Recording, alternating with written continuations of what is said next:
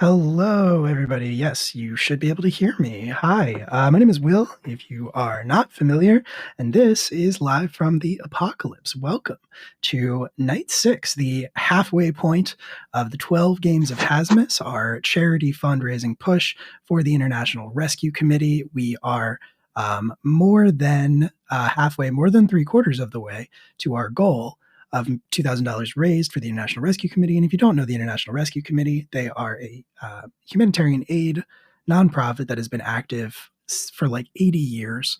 They're currently active in over 40 countries doing really incredible, important work. And it is our very great honor and pleasure to support that work by raising money. And if you've never caught a Live from the Apocalypse stream before, this is pretty much what we do.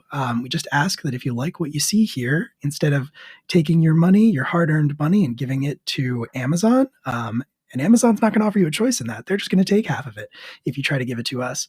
Instead of doing that, you take the $5, the $6, really whatever you can spare. There is no expectation. And instead, you give that directly to the International Rescue Committee. You can do that by hitting !donate in the chat. The bot will post the link. If you do that, the McElroy brothers will interject. They will scream a lot on the stream. So there's that to look forward to. And yeah, you're welcome to subscribe as well. We literally can't stop you. We cannot turn that feature off. Just be aware that if you do it, Brett and Lee Mulligan will pop up on screen and murder a dog. It's a bit that we regret more and more every day, but we haven't stopped doing it yet. So I guess that counts for something. I think that is pretty much all of the housekeeping. I am not in this game. I am just your humble behind the scenes tech person this evening. So without further ado, I'm going to turn it over to the bleak season. If you want to take it away, be my guest. Thank you very much, Will. Thank you for having me over. Thank you for hosting this game. Thank you for holding this charity. It is a very wonderful cause that you've chosen. And so it's absolutely a pleasure and honor to be here tonight with you. I have absolutely awesome players. I have this weird luck whenever I do a stream. I always end up with like some pretty amazing players. And tonight, I'm sure, is absolutely no different. I am the Bleak Season on Twitter, and you can find me generally over at Guild Superior streaming. I'm kind of a bit on a Christmas break right now, but the Guild isn't. We have regular games going on Tuesday nights and Wednesday nights, some Greyhawk and some New Varden. And I'll tell you a little bit more about that later if I get another opportunity. But otherwise, I'm there all the time. I'll be back in January with some Vaesen, actually, doing a Vaesen game and continuing some fancy gaming. So that's what I do. I hang out, play some games. And tonight, I have the absolute pleasure of being with these fine people here. And I would like to give them an opportunity to tell you a little bit about themselves also, and where you can find them and what they like to do on a chilly winter's night in the North Sea as we're about to embark on this little trip together. So perhaps, Rouge, you would like to begin. How you doing? I'm good. Hi. So I'm Rouge. I'm actually one of the regular cast members here at LFTA, but I am super excited to get to try out Basin. I've never played in this system before, so I'm very much looking forward to whatever shenanigans we get up to tonight. Besides LFTA, really the only other place you can find me if you are looking is I'm part of a band called the Misbehaving Maidens. We are on every streaming music service. We're not safe for work. So fair warning. And that's pretty much it for me. I hope with a name like that, you do covers of Iron Maiden. We do not. We actually do mostly adult comedy a cappella, which is quite a niche market. Hey, you know, someone had to do it. Someone had to, and we're that someone. So amazing. Thank you so much for taking part in this game. I'm excited to get to know your character.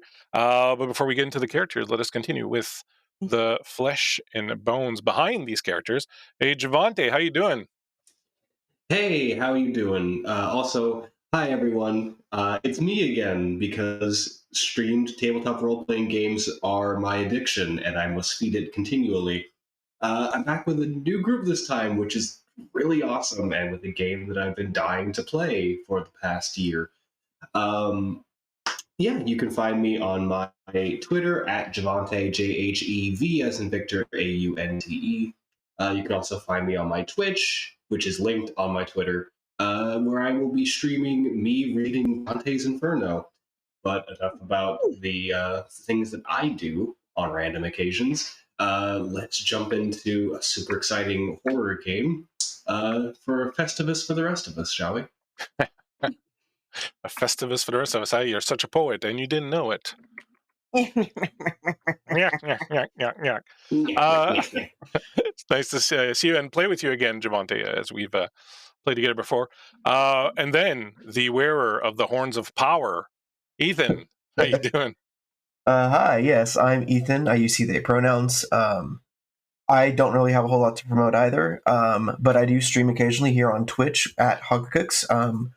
I'll probably be posting messages in the chat every now and then so you can see that.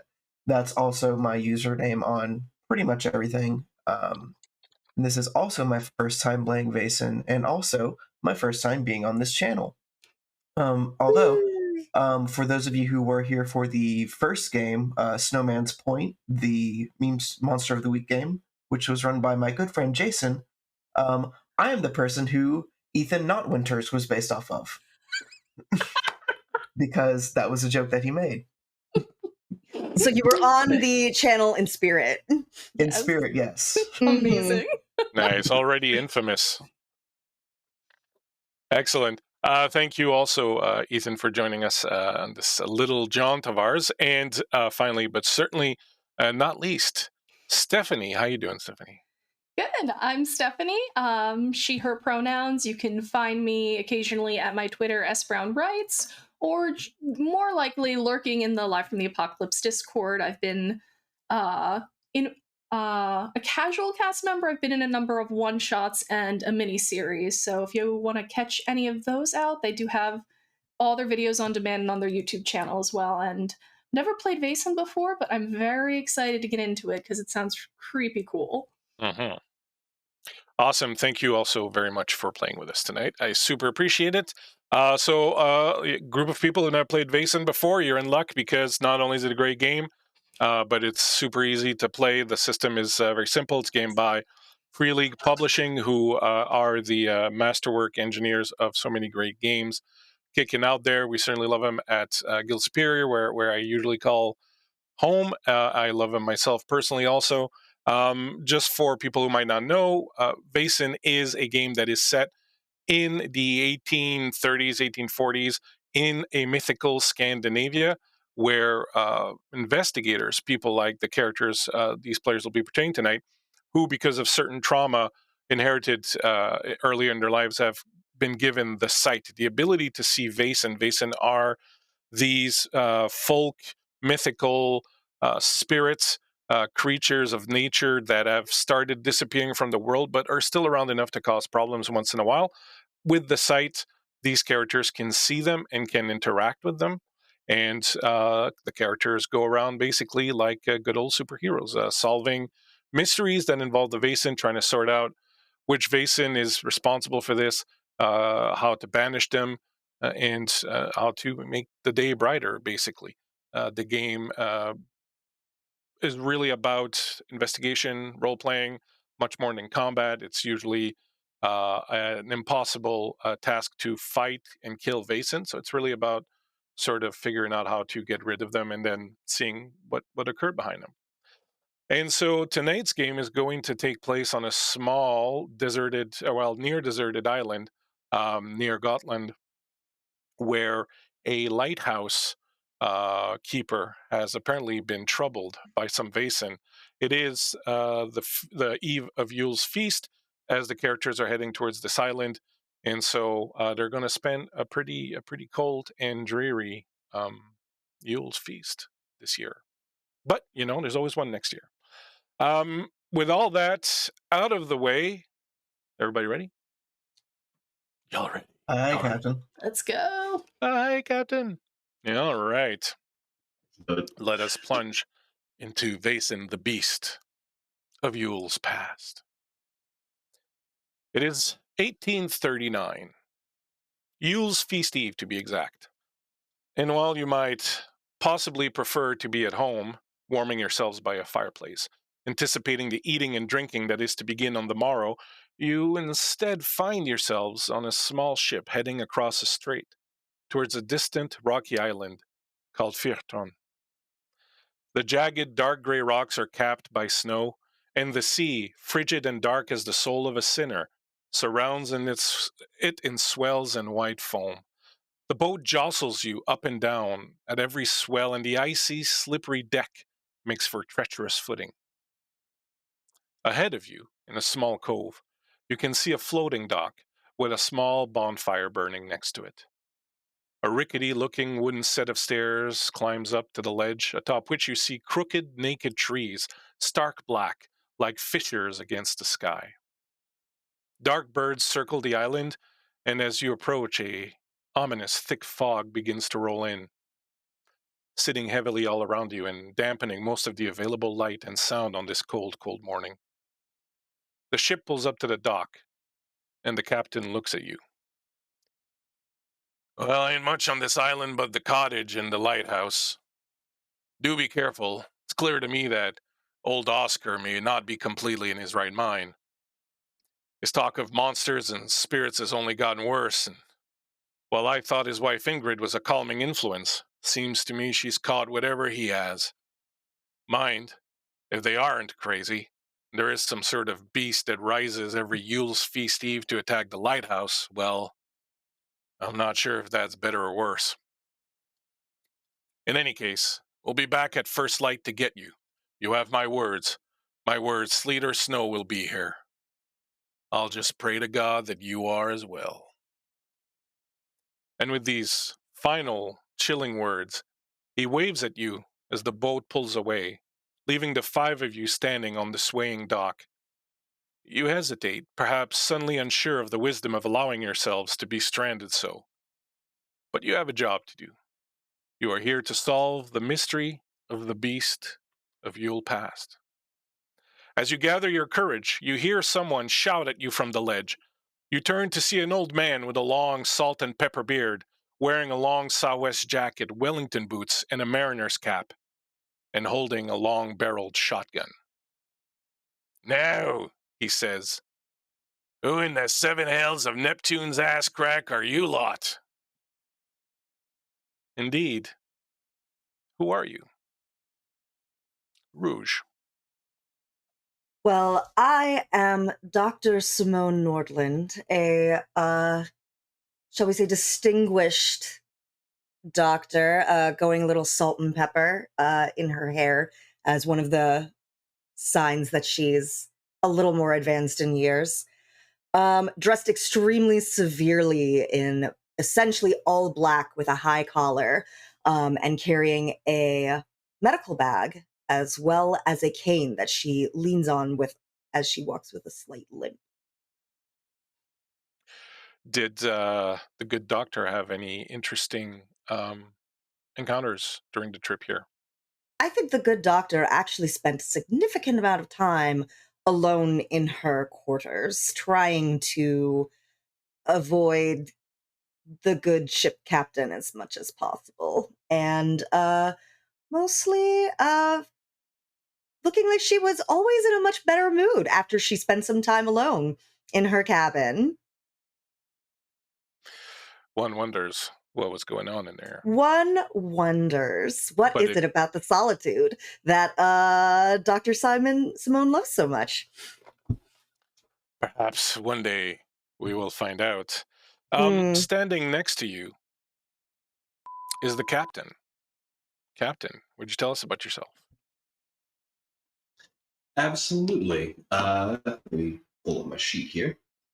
Captain Torsten Soderberg is cuts a bit of a intimidating figure at his height. He stands around 6'5", very much still dressed in the regality of a captain's outfit and attire.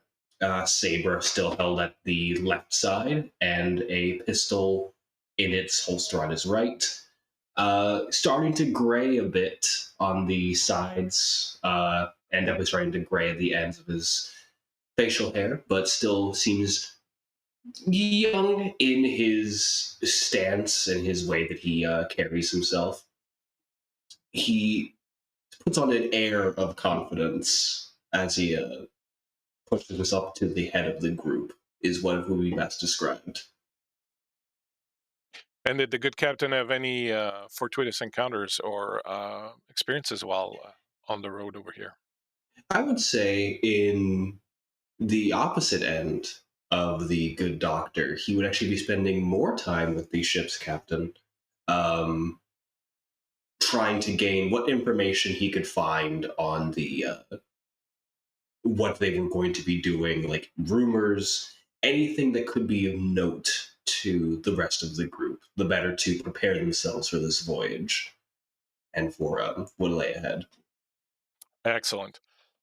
Standing next to you is someone who perhaps looks a little bit more rustic in appearance. Ethan. Yes, standing there also is Arne Hillberg, who is pretty young, probably like 18, 19, if not just very early 20s. And he tends to dress more practically and carry himself as such. Usually, he wouldn't be the first person to ever speak up in a given situation. He tends to be more observant and looks before he acts. So he's been quiet and he just kind of nods towards Oscar. And doesn't say much. Anything of interest happened to him on the way over here?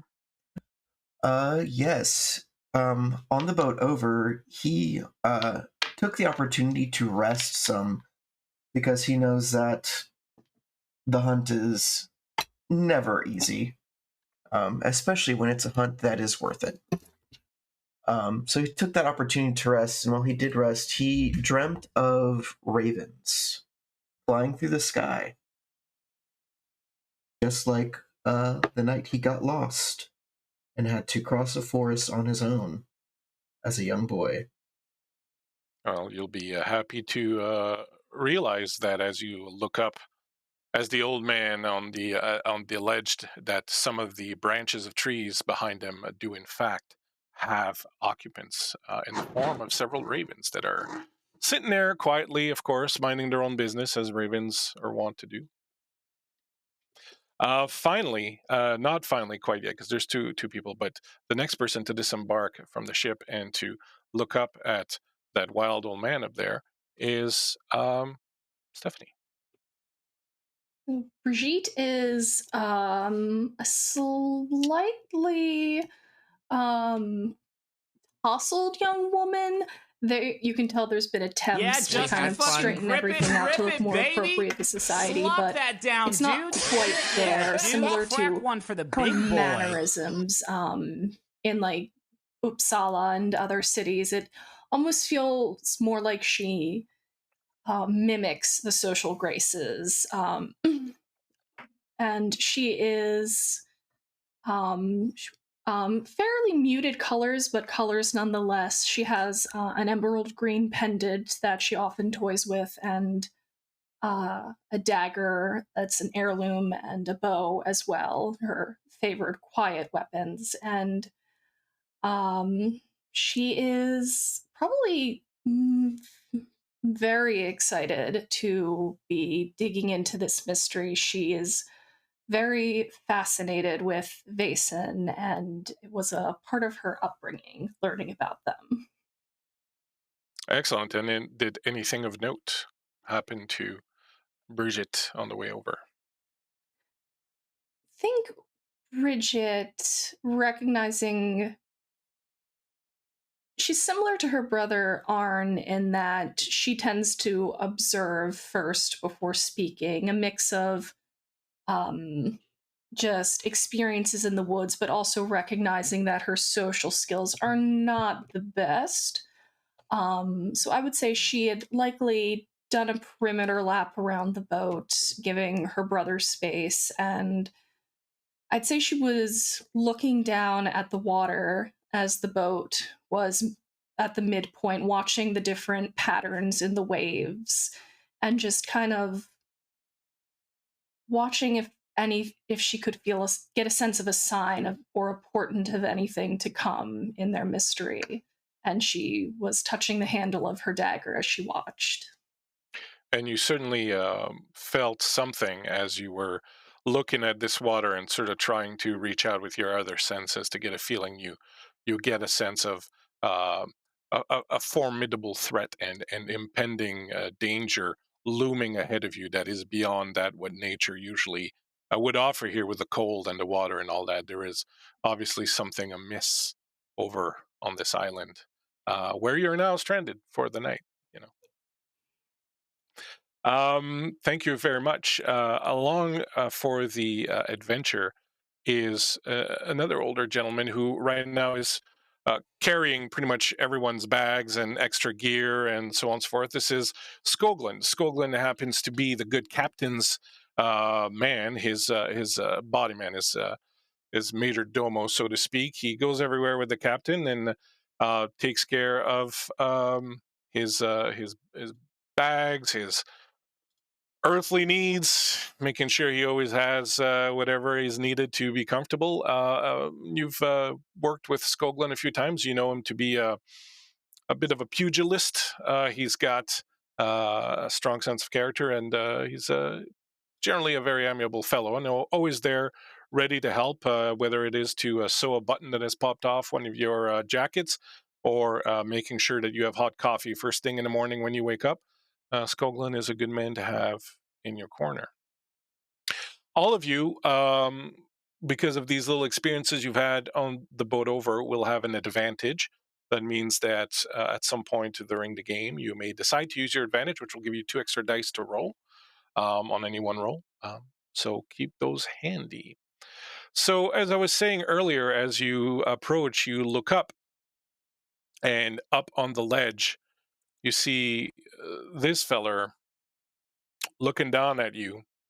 He's got um, a shotgun, as I was saying, sort of in the crook of his arm, not pointing at you, but sort of in the general vicinity, and a lantern in the other lamp. Even though it's early in the morning, he's got that lantern up, and he's looking down, and he says, "Well, you're gonna just stand there until Easter. Or you're gonna climb up here.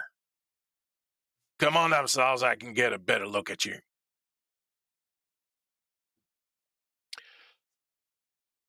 I will go ahead and walk up the steps and greet him. Say hello. I'm Arne. I'm a hunter by trade. I figured if there is a beast here, I would probably be able to assist in some way. Hunter, huh? There ain't nothing to hunt on this here rock except maybe some of them damn birds over there. Ain't nothing here but death. You came to the wrong island, pal, if that's what you're trying to find is something to hunt. What about the lot of you? You. And he points at the good doctor. You look to be an educated sort. What in the tarnation would bring you to this island? Well, our associates thought that we might be able to use our skills to help solve your problem with your your Yule guest. And who done told you about that? I'm guessing it was Jonas on the boat. He never knew how to keep his mouth shut. He Well, did mention. sorry, go ahead. No, that he might have mentioned a few rumors that he'd heard from you. Mm-hmm. Well, let me tell you what it's like. There ain't nothing here for you. It looks like a bit of a long swim, and I'm not going to force you into the drink, but there's nothing to be done about this thing. It comes, it attacks. All we can do is try to survive the night. It's pretty early still, but We best start heading towards the lighthouse, the only place that's fortified enough to keep it out. I don't know what you thought you were doing coming here, but all you did was put your lives at risk. Come on, come on. Wasting daylight. And with that, he turns around and starts walking back towards the northwestern tip of the island.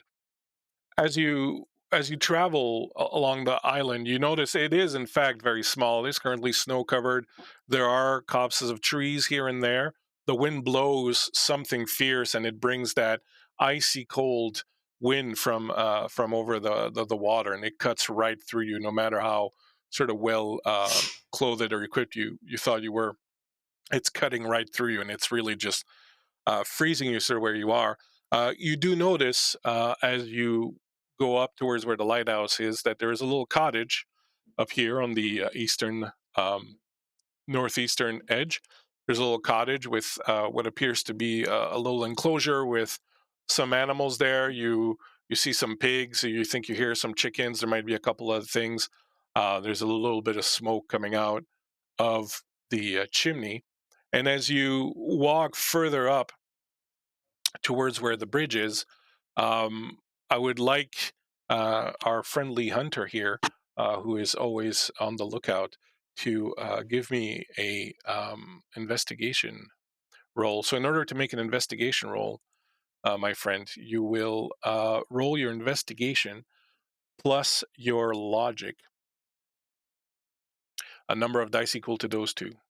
Yep, so that'll be 6 dice for me. You're looking for a 6. Ooh, I got 4 6s. Holy cannoli. All right. So first, I guess I should explain the little house rule that I have, which is that when you roll triple six, the number of the beast, you get, you get a great critical success. But now four, that is so good that one, I will give you an advantage for later, so you can have a second advantage in your back pocket to use later.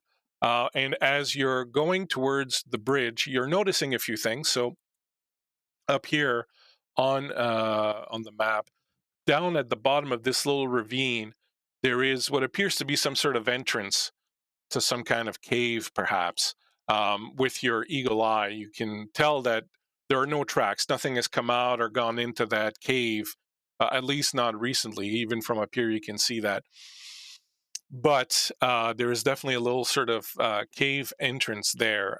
And with that superior roll that you just made, I will say that you hear the wind whistling just so that you get the feeling that wherever this cave leads, there's an opening at the other end. It's not just a hole in the ground, so to speak.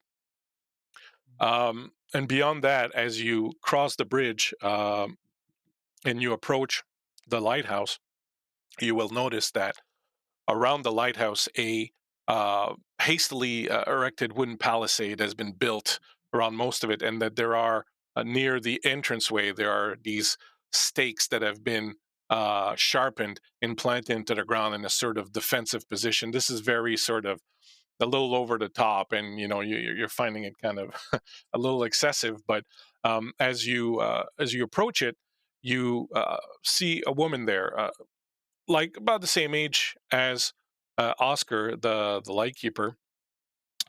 He is currently busy finishing up, solidifying some of these posts that have been set up. She looks a little bit like this. She has gray hair and a little scarf over her head, and she's dressed in a few layers. She has a bag on her hip that you can see has several herbs and all sorts of different things kind of sticking out of it. And she carries also attached to her belt a very sizable crucifix, like the kind of crucifix that you would find hanging on a wall somewhere, not usually being carried by someone, but she's sort of wearing it at her belt, very sort of uh, easy to see. And as you are approaching, the old man will say over his shoulder, "That's my wife, Ingrid. You might as well meet her. Come on." And then he'll hurry up. And as he hurries up and leaves you behind, you find that you're sort of just amongst yourselves here for a moment, if you want to have a brief discussion before you go in and meet Ingrid. Bit of odd preparations for whatever beast happens to be there.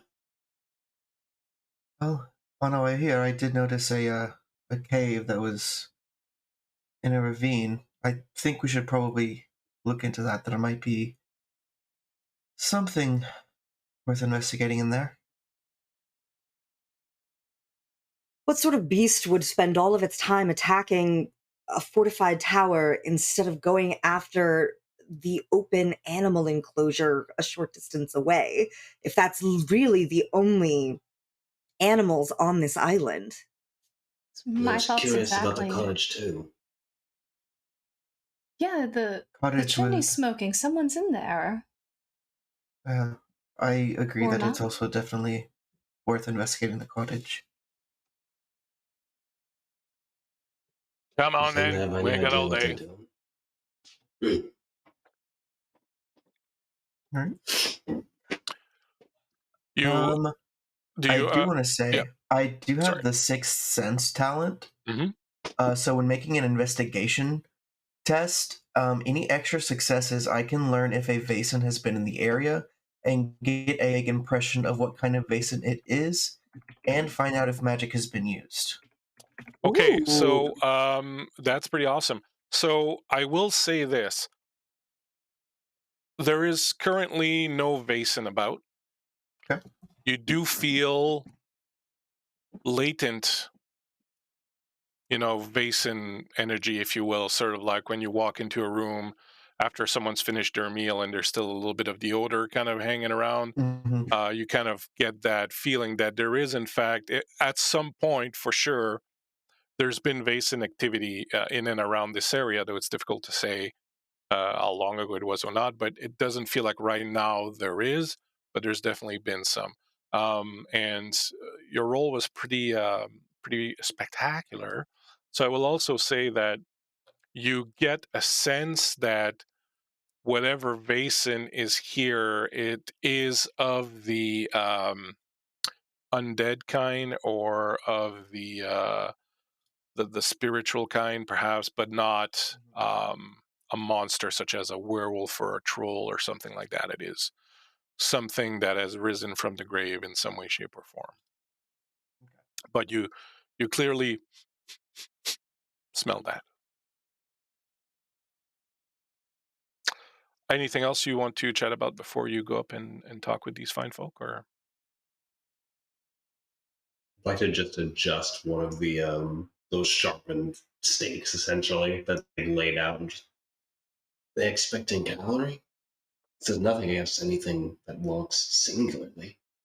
I don't know, sir, but sometimes people who don't have as much experience with military matters as you and I have find odd comfort in the strangest little things, and I would dare say that if it's bringing them some sort of feeling of security, then I guess the fact that you and I know that it wouldn't stop a drunken toddler should perhaps not be mentioned to them, says Skoglin. I mean, it might speak to the size of the I'm gonna creature, go ahead too. and That is a very very scary thought, madam. To see to think of such a large creature being on this tiny little island. I dare not think of it. go ahead and just grab one of my bags from Oh, carrying too many things. I'm quite okay, sir. Thank you very much. I appreciate the help. I can carry at least one of my own things. You'll find. Uh, Thank you, sir. You're very kind. I appreciate it. So as you're sort of moving these bags around and then taking a look at the stakes, the Ingrid will come in and rejoin you along with her husband, and she's kind of wiping her hands on an old dragon, putting her gloves back on. So you've come here to die, then, have you? Well, you've both managed to survive all this time, so forgive me if I prefer to be slightly optimistic about our chances. Hmm. And at least one other person has, judging by the cottage back there. No, there's nobody else there. It's just I like to keep a little fire running. We won't be staying there tonight, of course, but no sense in letting everything in the house freeze. But you'll be leaving all of your animals behind? We used to bring them in, but one year we forgot a few of them out there, and they were fine the next day, so we assumed that this thing, perhaps, hungers only for human flesh. How many Yules has this been visiting? Just out of curiosity.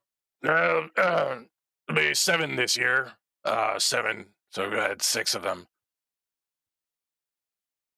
It's starting to get really annoying, if you ask me. Just annoying. That's the word you describe to supposedly your life being in danger once a year. Well, you got to be practical about certain things. It doesn't seem like we can do much about it, and well, we're not about to leave this place, so sort of like the northerly squall. You know, it's gonna come at some point. You just gotta make preparations, and at that, he, you know, slaps a hand on one of his stakes, and the entire thing just kind of falls apart. Pieces of wood flying everywhere, bits of rope and whatnot. It's like, well, we'll have to fix that one, but proper preparations and a little bit of a can-do attitude, and we get ourselves through this. Now, you're gonna be sort of dead weight here. I want you to know that my wife and I here, we're used to taking care of each other, but we're not gonna be able to take care of you. You're gonna have to sort yourselves out when this thing comes. I'm certainly not gonna, after 7 years, end up getting killed just because I'm trying to help some no good city dweller who decided that the thing to do on Yule's feast was to come traipsing out here. Oh, don't worry about us. My brother's an excellent hunter. Your brother, eh? That would be me, yes. Well, he looks at you very closely. You don't much look like each other. You get that a lot. It's not related by blood. But Well, you mentioned this has been happening for, I guess this would be the 7th year. Have you been here for longer than then, or did you and your wife only relocate here? we've been here, and she cuts him off, and she comes in. We've been here quite a while. We came here several years ago, perhaps 11 years ago, and we've been here since. But the creature only started showing up 7 years now. And nothing remarkable about the time just before that first attempt stands out to you? Nothing that comes to mind. It's a very quiet place. Not much happens here, which is why we came here in the first place, to get away from all the craziness on the mainland. It's quiet, and that's how we like it, except for that one day a year. Just you two then. No one else? No one else here. No one else would want to be here. Well, aside from you lot, apparently.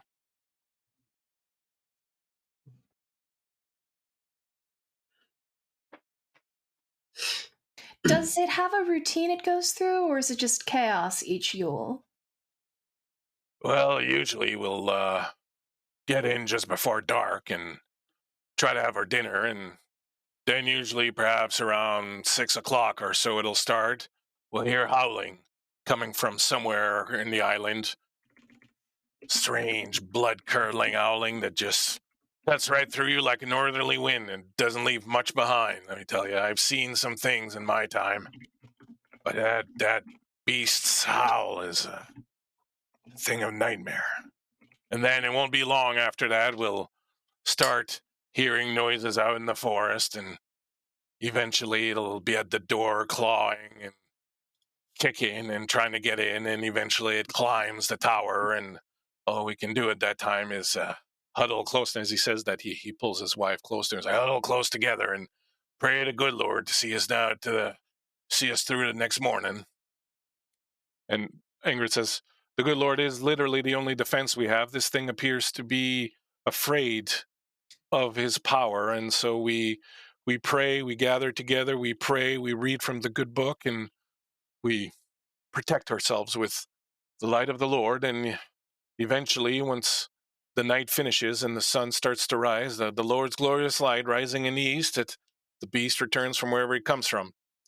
Then I go looking all over this place, and I can never find any trace of it. It's the darnest thing. Let me tell you, you're going to regret having come here tonight. One wonders if it's so afraid of the Lord why you don't put more crosses in your yard instead of barricades. Well, you put them out there, I guess you can just find a way around them. We don't have that many of them. I don't know. That's a good idea. Maybe we'll do that next year.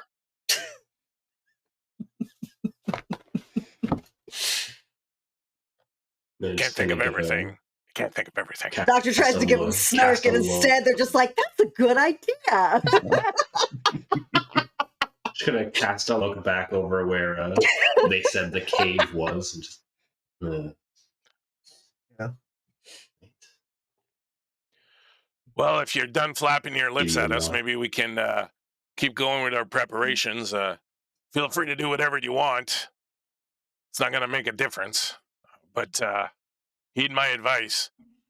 Make sure before night falls, you're back inside the lighthouse, or, well, we're going to be picking through your bones for whatever coins you got left in your pockets after this thing's done. All right, then. I see Northern hospitality hasn't changed.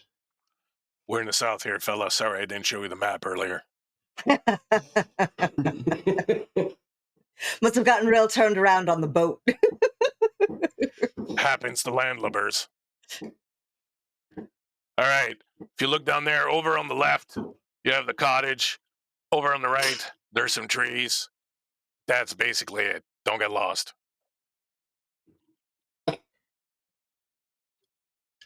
And with that, they're going to start fixing the thing that he broke, and then keep working on their little setup here. And, well, what would you like to do? Is there a place where we could put these bags down? I feel that would be more useful if my hands were not full. And the old man says, yeah, just take him into the lighthouse. You can put him on the first floor. Very well. I'll be right back, sir. And Skoglin will take off and bring the rest of your bags and stuff inside the house. Actually, the doctor would like to follow Skoglin into the lighthouse. What would the rest of you like to do? I think Arna's going to try to sneak off towards the cave that he spotted earlier. All by his lonesome. Probably best idea to hang together, but if the rest of you want to... yeah, if anyone wants to come, Arna will... I'll go with. Okay. I will join into that venture as well. All right, so we'll take care of the good doctor and Skoglin first, and then we'll have everybody gather and go down to the cave. So as you walk inside the lighthouse, it's just this tall. It's sort of like maybe 30 feet. Sorry, I'm kind of I'm assuming it's about maybe 100 feet tall or something like that. But it's made out of stone. It's got 3 main floors. So there's like this floor at the bottom is just like a stone floor, and it's got mostly like boxes and supplies and things of that nature. Then there's a central set of stairs that goes up, and you can see that there's a second floor that's made of wood. And Skulkin will walk in and kind of find a place somewhere to start putting the things down. What would you like to do, Doctor? The doctor just wants to rule out any possibility that this is like shared delusion, basically. So she's just looking for any sign of drugs, poison grain, like, all the good classics of things that might be causing hallucination, paranoia, like any sort of anything like that. I mean, I get that this isn't their house, so there's less of a likelihood that even if they had something like that, it would specifically be stored here. But like, just trying to rule out if there's anything that she would pick up on for a sign. Give me an investigation check. Then your investigation plus your logic. Okay. So that's going to be 7 dice I get to roll.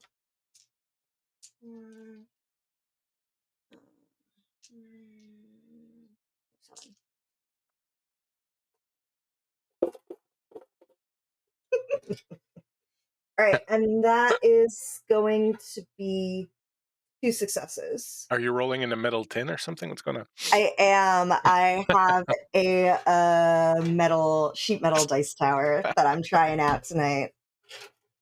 All right. So you feel very confident that you've done a very thorough search of the area, and everything you find is really just supplies, the kind of supplies you would expect from here, like spare tools, some clothing for various types of weather, canned goods, things of that nature. There's really nothing. There's a big bag of cocaine there in the corner, but other than that, there's really no. There's nothing. Oh, how Not nice of them to have for guests. No. there's you feel very confident that you've done a very thorough search, and Yeah. there's nothing. And Skolgan, as he's putting away the things, will say, uh, "Tell me, good doctor, do you what do you suspect? Do you think they've perhaps been here a little too long, the two of them?" It is a very strange possibility that they would have such a specific delusion to be once a year only that both of them share. Mm. But you can't rule it out, I suppose. Just wanting to make sure I checked that before we start tromping off into dank caves and whatnot Uh, around the island. I agree. They do seem to have quite a bit of weaponry. I'm wondering if it's very.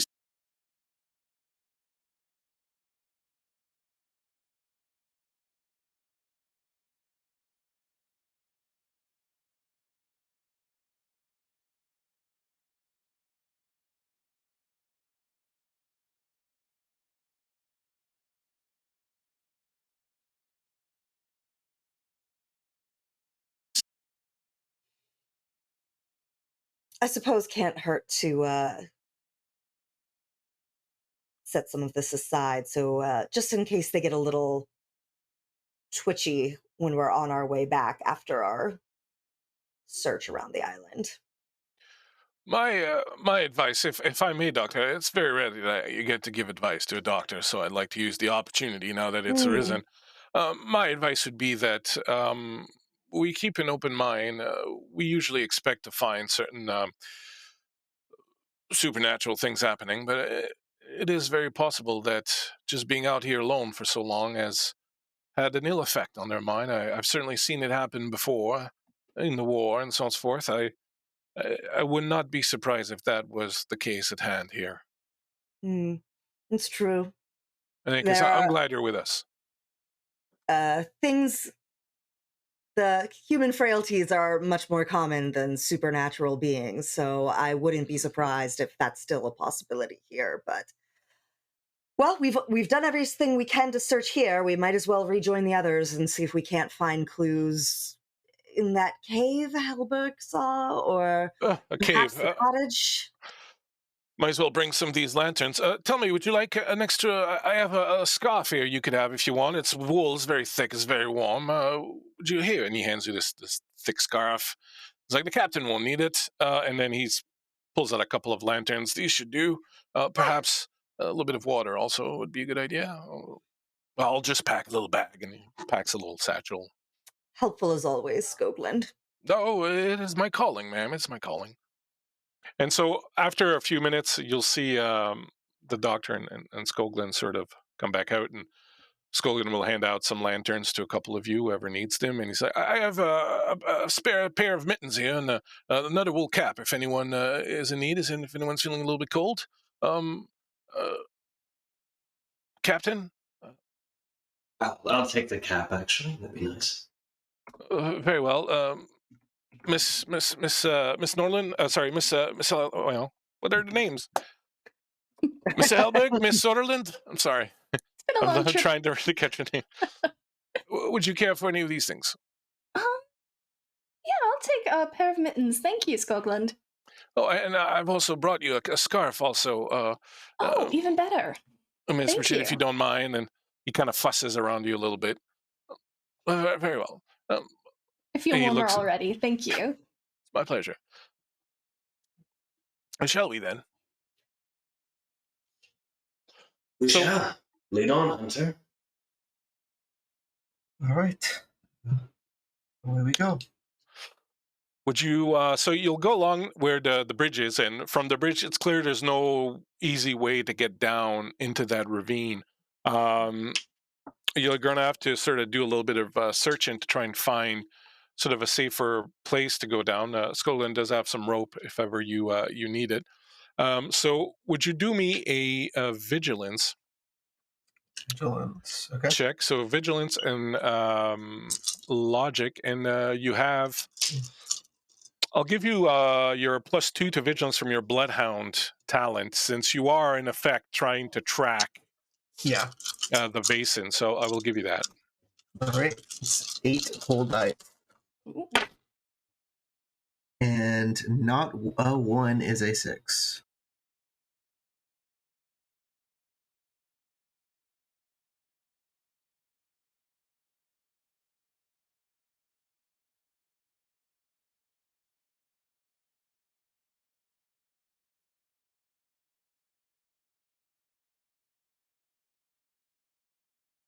This game's version of damage. Now, with a little bit of rest later, you might be able to get rid of it. However, as long as you have that condition, you will be at -1 dice on all your roll. So, up to you. Yeah, I'll go ahead and push it. Because Push it real good. he would be frustrated because he was able to spot the cave so easily earlier. Mm-hmm. Why can't I find a way down? So I will go again. Still no 6s. Wow. So you manage to, as you're going around and trying to find a place to come down, you start realizing that there's just really no easy way down. Going up and down this little escarpment into that ravine is serious business. Eventually, you would come to the realization that perhaps the best thing to do is to take the rope that you have, tie it off to the bridge, and then slowly each of you try to make your way down into the ravine if you want to do that. Is that something that y'all are interested in attempting? Now, you will be able to help each other, so you will be able to give each other bonuses if you want to attempt this. However, if you fall, you may injure yourself. What would you like to do? I would like to tie the rope off and slide down. Don't want to cast teleport? Oh wait, wrong game. One game. That'd be a neat trick. Would be. All right. So you will tie off the rope. I will say that you're going to be making agility and physique rolls, everyone. Okay. And because of the rope and because of other people helping you, I will allow each of you to add 2 dice to the situation. Okay. However, it is a challenging proposition. So you will need 2 successes, not just 1. We back? Could Yep, the looks chat, like Yeah, we're back. We're back. the chat Yeah. all right, it happens, It's the basic. basin. Exactly.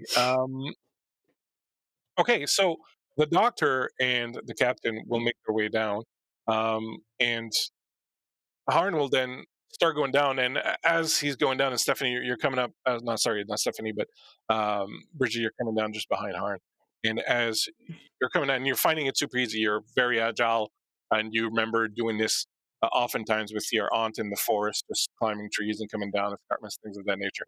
And as you're going down, you realize that Harn is about to slip as his foot sort of goes off, and you'll let go of the rope a little bit and sort of slide down, let yourself slide down a little bit, and those mittens will sort of keep your hands from burning from the rope. And then as you will reach down and kind of grab Harn just as he's about to sort of go over, you'll reach down and grab the strap from his pouch, and you sort of hold him up just long enough that he's able to kind of grab back to the rope and the wall, and eventually the 2 of you will make it down also. You good? Yes. Thank you, Arn says, clearly frustrated that he just couldn't do it on his own, but he's not going to snap because this is Okay, it's icy. his We're own still fault. finding our way. Skoglund will yell out, "Sir, I propose I stay up here just to make sure that the rope is still here when you come back. Would that be a good idea?" Of course. Keep yourself warm up there. Oh, I will. Don't worry about me. Do be mindful down there. Be careful. If you're not back by the hour, I will mount a search party and come to your rescue. Noted. Thank you. The Well, mittens were very useful. Oh, very glad, very glad. Be careful in there. Be careful. Don't worry. So you'll make your way along this ravine. You're finding uh, there's snow, like basically, almost up to your knees, like you're trudging through this thing, and none of you are Legolas, so you're not walking on top of it. You're just kind of trudging through all of it, and the wind in this chasm just cuts right in. And as you're sort of advancing through it, and you're coming across these little copses of these old sort of desiccated trees, you can see that the sun is really sort of inching across the sky and is just slightly past noon. It's very pale orb on the other side of all this fog and all these clouds up there.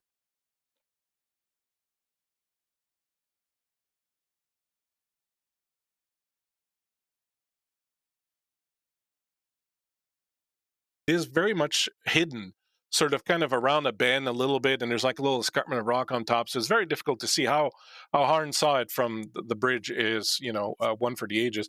But you do feel as soon as you step up to it, you do feel this wind that cuts through it as if there's an opening somewhere else, and the wind whistles through this cavern like very ominously, almost as if there are 1,000 souls in there that are trapped and sort of just trying to get out of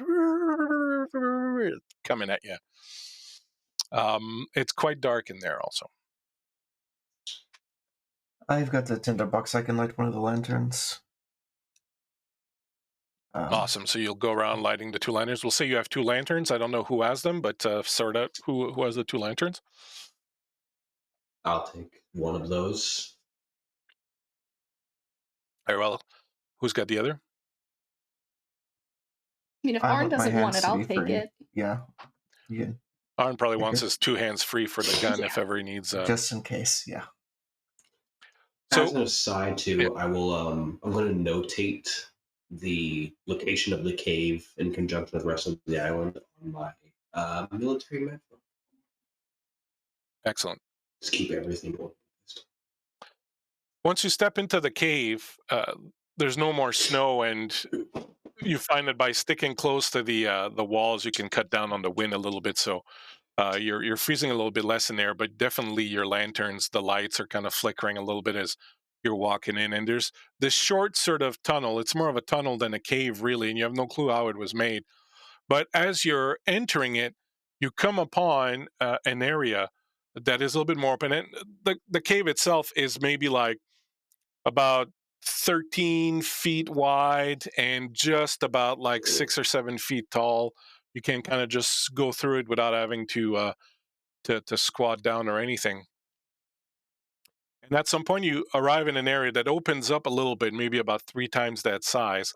And as you do, you notice that on the walls in here, everywhere, crosses, crucifixes have been drawn.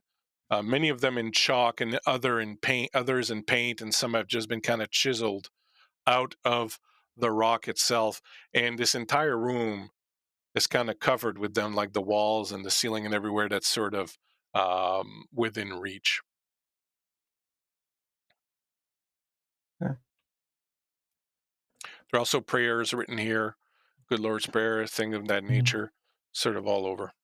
At this point, I'll mention to the rest of the party, something I didn't say earlier is that I'm fairly certain some sort of Vason has been present here. I can't say how recently or what exactly it was, but it did appear to be some sort of something in the realm of the undead or some sort of spirit. Oh. Interesting. I suppose my theory that they have some form of paranoia or delusion is less likely in that case, Ah, assuming your senses are correct, of course. it both could be correct. It could be a Vason that causes paranoia. But we need to do a bit more looking before we can confirm that.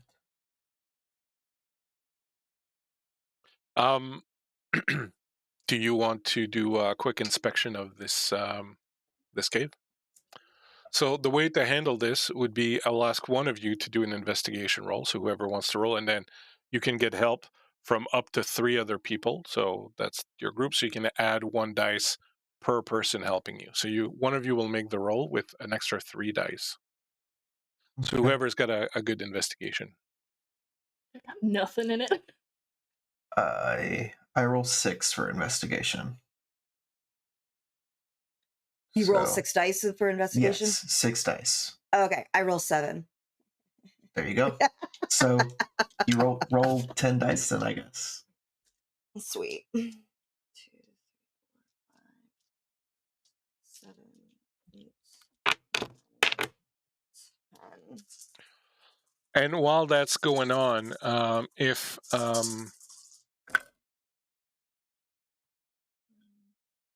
Bridget, you would like to all those dice that I got 2 6s. That's okay. That's all you need. That's perfectly Yay. fine. Actually, I'll hold off on that. I'll get back to you on that, Bridget. So the 2 successes, basically, when you start taking a look at these things, you realize that these are very old. All of them are very old. They all seem to have been done around the same time, and several years ago. Like this is not something that they did recently or anything like that, and they didn't add to it. They did it all in one shot. Whoever did this, presumably Oscar and Ingrid, they did it all in one shot, and a long time ago. Like this is not new. It's impossible to tell ago, but it's definitely you would probably as long as this curse has been sort of ongoing. Do you continue on? Yeah, obvious. I would relay, that it appears to be years old, all from the same period, etc., etc. So, I mean, should we? Do the drawings all sort of feature in like one part of the cave, and it looks like the cave keeps going past where this is all Yeah, written? it definitely looks like the tunnel keeps going past. Yep. Okay, so I suppose this might have been their crude attempt to keep Yeah. the beast from exiting this tunnel, assuming this is where they believe it comes from. Yeah. This seems like they were not telling us everything. Because I mean, if they knew about this cave and had enough concern to put these Yay! symbols Captain! all over this cave, then I'm not sure why they didn't mention it earlier when we asked. Unless they're hiding something. Or they've completely given up hope.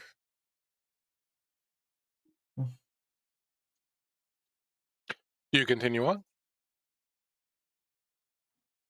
My dagger, Brigitte keeps touching the hilt of her dagger just to make sure it's not humming at all. It is Humming, not. you say? What a completely normal thing to do. Oh yeah, it's her dagger. This is normal for her. It is Isn't your not dagger? currently humming. It's a humming dagger. It also does the shuffling off the buffalo. Hello, my darling. Hello, my Dances too. hello, my sweet town gal. All right. So you continue on. As you're continuing on the tunnel, aren't you start hearing ravens cawing, just like at the other end of the tunnel, as if calling. And as you approach the edge and sort of pop out of the tunnel, you find a little cove, and you see on this cove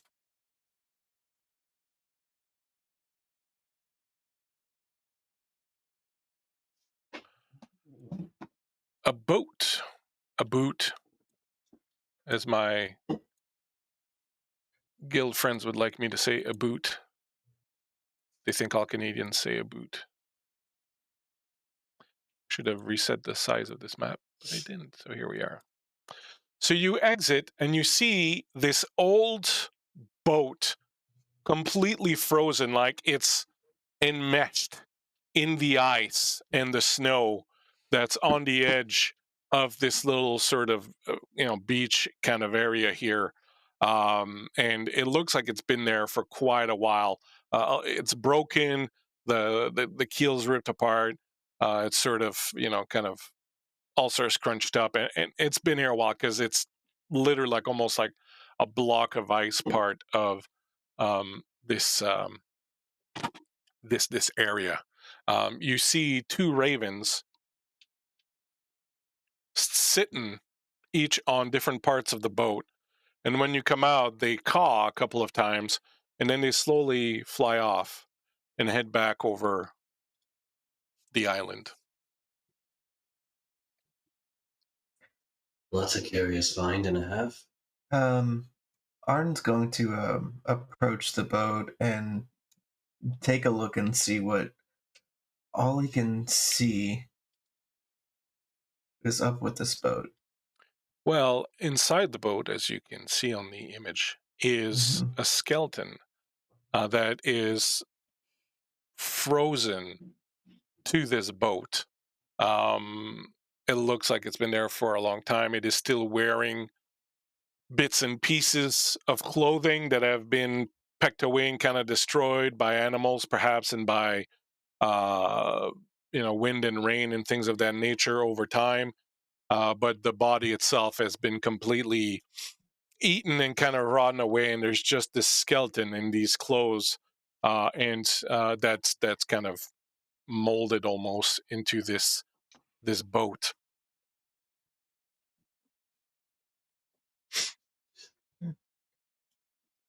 See anything of note in there? Yeah, there's a body. Oh, Very no. old body. Oh. Can you tell what happened to them? Can I? It's not like a job for someone with medical knowledge. Indeed. I do have equipment in my perhaps, bag. I may be able to assist. Perhaps a doctor would be better suited for that. All I'm able to tell is that the body has been pecked at quite a lot. Wonderful. I'll see what I can do. Gonna walk up and start, set down her medical bag and start rifling through and pulling out various beakers and solutions to start examining the body with. As you as the doctor is doing this, if the rest of you want to pool your resources together and do a general investigation of the area, pick one of you to do the roll and then add 2 dice for the other 2. Meanwhile, doctor, first, as you start pulling out your tools, you notice a little tremor in your hand, and this is a tremor you know well. It is a tremor that says it's been a while and there's been a lot of stress. And you're feeling it start happening. You kind of get the feeling that you can keep under control for now, but very likely shortly you would probably need to take some medicine, or it may start having a negative impact on you. But for now, you are fine. You would do me, if you would, a medicine check with precision, and I do believe you have a medical kit, which adds to your roll. I do. Okay, so you said medicine. Yeah, medicine and precision for this one? precision. Yeah, and I will say. So am you I have your- using my medical equipment or am I using my chemical equipment, which specifically says it's used to determine cause of Yeah, death? so you would with use the chemical equipment. investigation? You'll have to, kind of free the body from the ice so that you can look at it without damaging it and without affecting any of the clues there might be there. So you'll mix some solutions to try and melt the ice and so on and so forth. So it'll be your chemical equipment.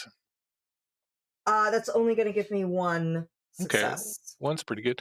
What did the rest of you get on the investigation roll? I was actually going to ask, is this to survey the area or to investigate, to get an idea of the area? Yeah, so it would be like you can use the thing for the area thing, yeah, for sure. Okay, because I would like to just survey the area, so Yeah. I'll go ahead and use my learning for that. Go for that.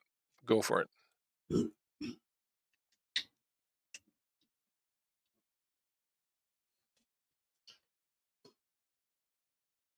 I forgot to add. Yeah. That is 2 successes. All right. Excellent.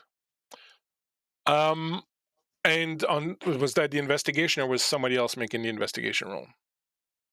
I can make the investigation. All right, go for it, and then let's you'll see, have please. your sister helping you, so you can add a dice to it. Actually, I'll have an even roll then because I am still A. Add a -1. Yeah, you're still kind of. Yeah. That is 1 success. Okay. So this is what you all find with your various successes. First, we'll start with the captain. The captain, as you survey the area, survey the boat, look at the current, look at the lay of the land, and so on and so forth. With your successes, you come to the conclusion that the boat would have had to have been coming from the south because the current would make it impossible for this boat to arrive other way without like a lot of work. The way the boat itself is situated on the beach tells you that it was moved after it made landfall. And in fact, you get the feeling that it was moved twice, that the way it is now is definitely not a natural way for it to happen, but it's sort of like there was an attempt to make it look like the boat just kind of beached that way. But it would have beached a different way, and then someone would have moved it, and then someone would moved it again to try to make it look like it would have beached that way. I don't know if you're following what I'm saying. I'm following, yeah. Yeah, you're bagging when I'm throwing down. Okay, Yeah. you're bagging when I'm clipping, I think is what the awesome. As far as the investigation check, as you're looking around, you notice that the boat has a plaque in front of it, and right now it's covered by ice and snow. But you'll come up to it and you'll use maybe your knife or something to scrape away the ice. And on the front of it, on that plaque, it reads, "Sun Chaser, Norrköping Health House." All right, and I will copy that in a moment into the clues tab so that you may see the Sun Chaser. Here we go. It's one clue. Huzzah!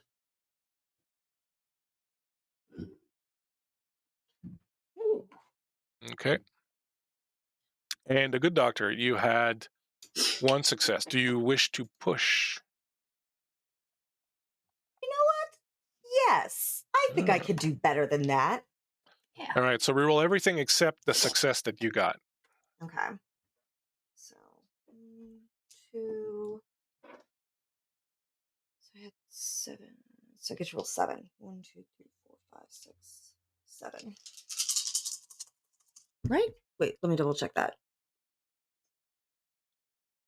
So it was yes, I guess I roll 7. No additional successes. Okay, so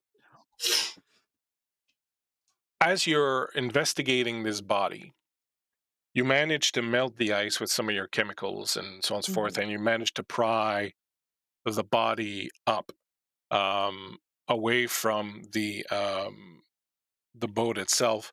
As you do, it's wearing kind of like a vest over this weird sort of vest over this shirt and these pants, and all of it's white.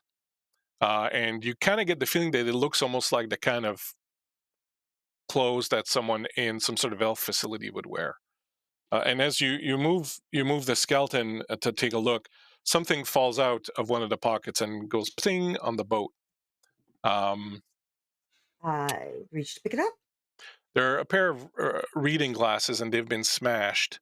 But they're the kind of little reading glasses like the pince nez that you would put just like on your nose, and that would sort of there's no like arms. It's just little pince nez glasses you put under the reading glasses. They've been smashed obviously with time, but so that falls. As you're inspecting the body, you're not seeing any sign of. You're seeing a lot of sign of trauma. A lot of it you associate with post mortality trauma, where beasts that have eaten away the flesh of this thing would have, Mhm. clipped the bones with their claws or with Sure. their teeth, things of that nature. But the thing that is very glaring once you turn it over is that what you assume would be the cause of death is in the skull in the back. The skull has been caved in by something very heavy and broad, but not too thick, and clearly from the back. So something almost like more like Yeah, narrow sort of exactly. impact. Yeah, I see. I see. and Unlikely definitely in to the back. be unlikely to be a more natural form of death, such as banging their head against rocks or the side Yeah, of the boat. especially Then, since the body was in the boat, right? And mm, so it was very unlikely that it would have hit itself in the rocks and then bounced into the boat, or something of that nature. And it's not like someone could have knocked their heads and kind of then stumbled into the boat like that. That was instant death. okay. You Uh, can't get anything about lividity and stuff like that because there's no more skin, but you do get that. sure. Um, where is everybody else in relation to the good doctor? Like, where was everybody? I guess the hunter is searching like around the outside of the boat, so he's right there, right? Well, we have our map and our little bonhams there, so do place Is yourselves everybody wherever. is everybody in the place they actually are? Move yourselves I'm to wherever you would be. I'm To gonna move sound yourself in on the boat. the right hand side, there's like a little toolbar there on Albert Road. There's a little hand. If you select it, there you go. That's literally all you need to know about Albert. It's awesome. All right. I'd say that in the course of the good doctor doing her investigation, at one point she sort of like looks at her twitching hand and sort of puts it on this carved wooden box that's in her medical bag, but then like looks over her shoulder and sees um Brigitte like right there sort of behind her, and like and goes back to doing what she's doing without opening the box.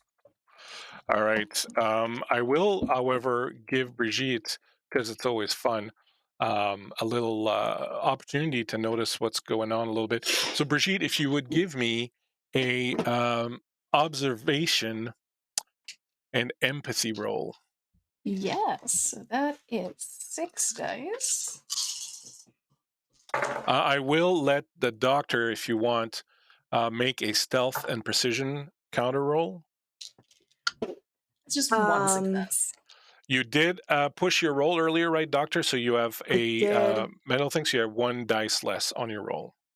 Okay. Stealth, precision. Question. Would Answer. I be able to use my deceptive talent in Ooh. this moment? I would assume so. Allow me to read deceptive plus 2 to manipulation when cheating and deceiving. All right. So I will say sure, but then in that case, do make a manipulation and empathy instead of a stealth and precision roll. Okay. Manipulation and empathy. So you do get the +2 and then the -1 for your mental. So I get to roll 4 dice. Good luck to me. See? Feelings and like body stuff is not the doctor's strong point. She's a purely mental sort of person. Feelings are weird. Who does feelings? Yeah, they get in the way. Not the doctor. The doctor had 0 successes. All right. And Brigitte, you had 1? 1. Yep. All right. So Brigitte, you're getting the sense that there's definitely something that's bothering the doctor. There's something that's she's fretting about that's on her mind. You can see that she's got a little bit of a tremor, and she keeps glancing at this box and kind of lays her hand on it. And when she notices that you're looking, pretends like she was doing something else, but it's very obvious because she rolled no successes. Doctor, do you need any help? No. There's a limit on what I'm able to really find out about this body, given the state, how long it's been exposed to the elements. But no, I don't think I should need any assistance.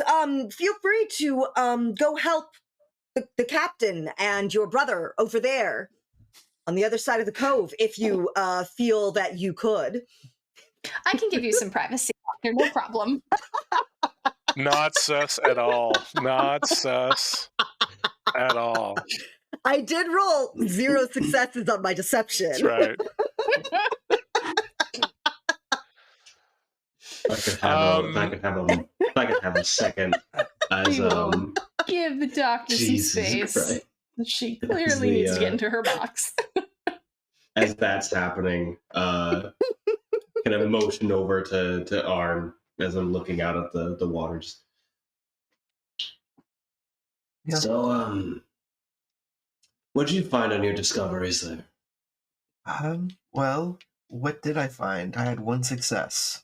Yeah, so you found the plaque on the boat Okay. that said Sunchaser Narcoping Health House. We found out where the boat came from, at least.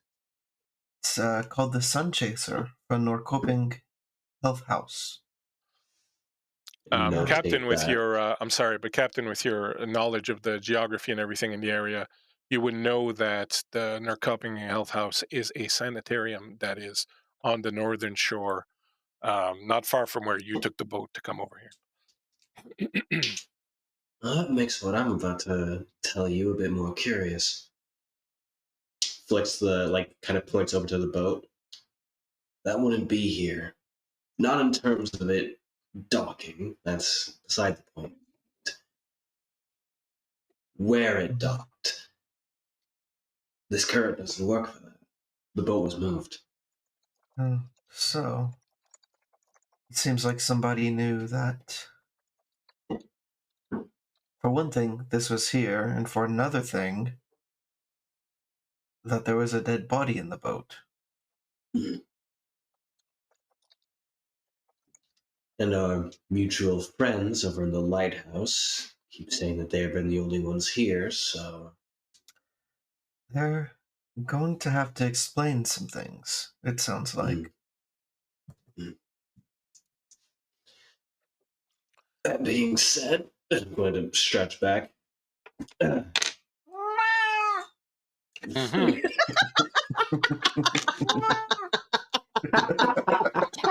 I think your cat snuck into your pocket again.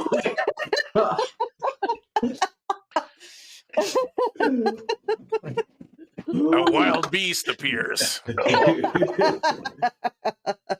thing's ginormous. That was great. Amazing timing. Oh. Dr. Nordland, any clue as to what became of our sullen friend there? One very large one, and she's going to gesture at this point. I'm assuming by this point she's like flipped it over, and she's like gestures down to the skull and goes, "This man was clearly hit in the back of the head before his untimely demise. There definitely was another. I would be shocked if it was anything other than human actor in this." You're thinking it's blunt force trauma? I'll head over to it to take a look. Like, kind of cautiously peer into the boat, like, I would say a rather significant amount of force, yes. You would And think with a hatchet something- or an axe or like a large cleaver or something of that nature. Something of a long blade that was swung into the back of the head. Would my military experience give me any idea of, like, what maybe could have done that? Yeah, it's sort of what she's suggesting. It would be like, it wouldn't be a sword and it wouldn't be a knife. It would be something more like a hatchet or an axe or something like that. Huh. That's unfortunate. And we do know that at least this boat here, kind of kicks it, came from a medical facility, sanitarium to the north. When I was getting my clue, you mentioned that based on what I observed about the clothing, I thought they'd come from it. Did I think they were a patient, or was this a uniform? No, it would definitely be like a patient situation. Okay. I do believe this man might have been a patient at that facility. His clothing is in terrible shape, but it does suggest the sort of uniform that patients at those sorts of facilities wear. The part that's going to confuse me and makes me worried is this boat was moved. Really, the part where I said that someone swung a hatchet at this man's head is not the part that concerns you? She does have a point. We can see things that other people can't see, and we're looking for a beast that has been hunting this place for the past 7 years. Well, unless the beast suddenly is armed with hatchets, I'm starting to think that maybe this might have a more mundane explanation. If it's mundane, it means we can get rid of it much easier than a non-mundane thing. Well, I suppose, did you notice if there was blood spatter in the boat? Because do I notice any blood spatter?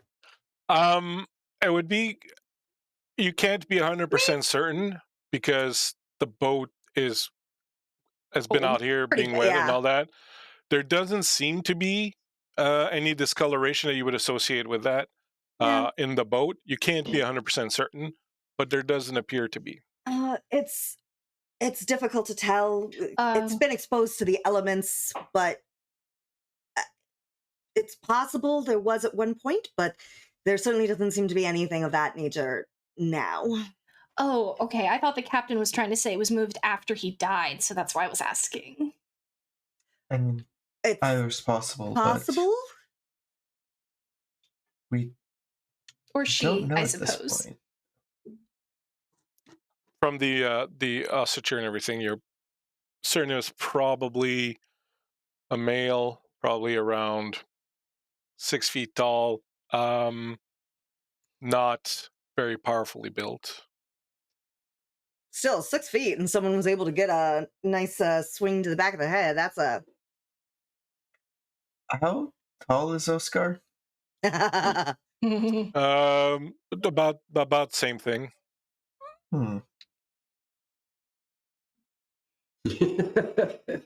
I suppose we shouldn't jump to any conclusions because it is possible this man was not standing when he was hit, but it's not... Even with him not appearing to be a very athletic man, I'm not certain he saw this coming. True. I mean, between back of the head, and I'm not seeing anything to suggest there was a struggle. Just making that up. I mean, no, it's true. He could have been the one who scrawled all the crosses in the cavern, and he could have been kneeling and praying when he was struck. That is another possibility. As you come up with this final possibility, you kind of get the sense that you've pretty much found everything there is to be found here, and that there are too many missing pieces right now to draw any standard, any formal conclusion. So you decide that it might be time to head back. And on top of that, it's incredibly cold, and you're starting to, even with the extra mittens and the extra scars provided by Skoglin, you're starting to feel a little bit chilled to the bone. So you'll decide to head back towards base camp, if only to try and get a little warmth. When you arrive at the bridge, Skoglin is up there, and he's fashioned a ladder out of a couple of different pieces of ropes and some wood. So the climbing up and down is much easier. And when you climb up, you realize that somewhere sheltered from the wind, he's set up some folding camp chairs, and he's got some coffee going and a little bit of soup brew and a little thing, and he's all ready for you. Sir, I took it upon myself to prepare a little spot of lunch. I told myself that going out exploring in weird, strange caves would probably open up your appetite, and, well, I've made us a little soup here. You're too kind, Scotland. Oh, no, think nothing of it, think nothing of it. Miss Brigitte, if you would like, have this seat here, and he gives you like a nice big mug, and it's like, here you go. Please, everyone, have a seat.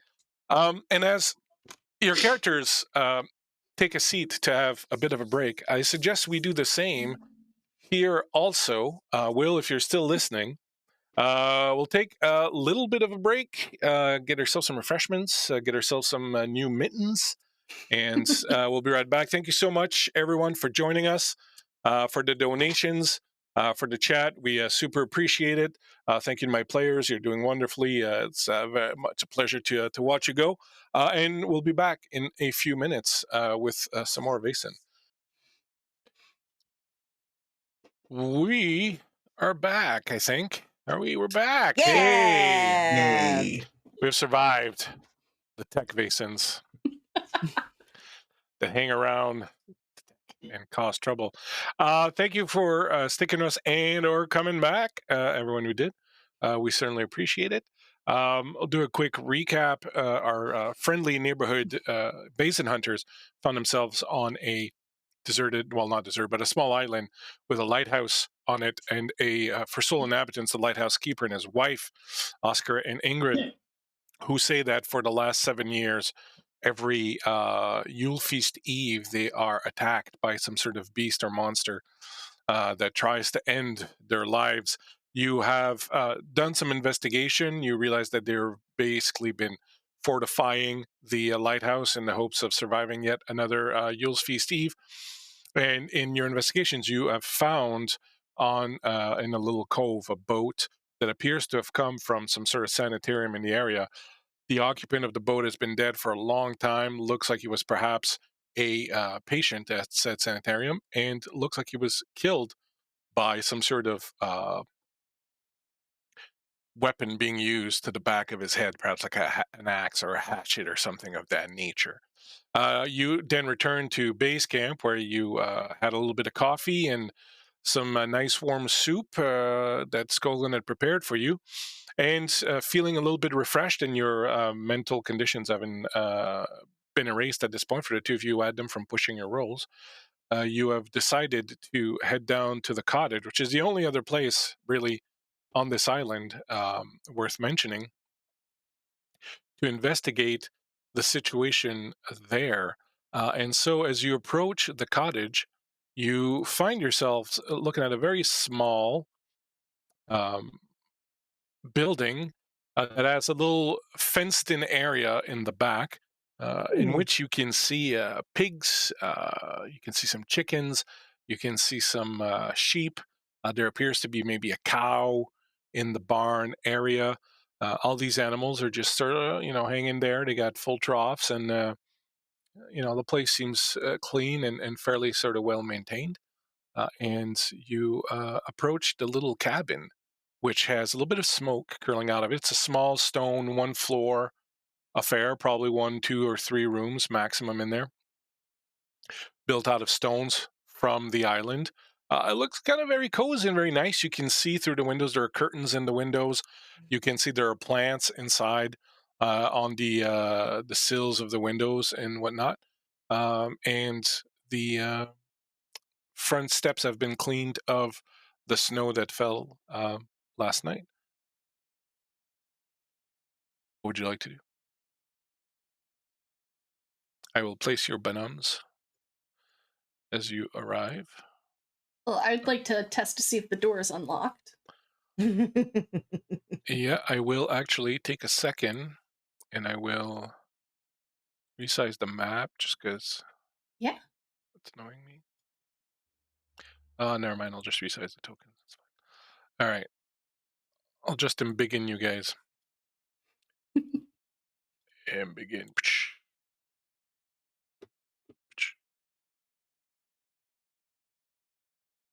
When you arrive, by the way, you notice that the ravens from earlier have arrived here before you, and both are sitting on the roof of the house, chilling like villains, just sort of hanging out. So you went up to the door, and you're checking the front door. What else is everybody else doing? Waiting to get inside or checking something else out? What would you like to do? I'd like to go around back and investigate the animal pen and the Okay. barn. Not a problem. Everybody else, you're looking to go inside? I'll go I will inside. actually follow. I will follow Arm over there. Okay. You were testing the door and you find it unlocked.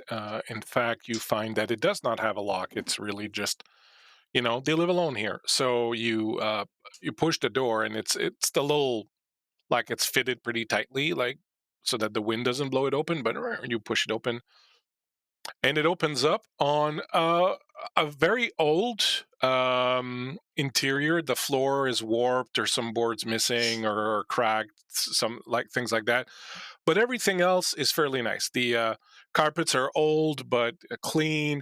There's a nice set of chairs and a table that apparently were made by hand.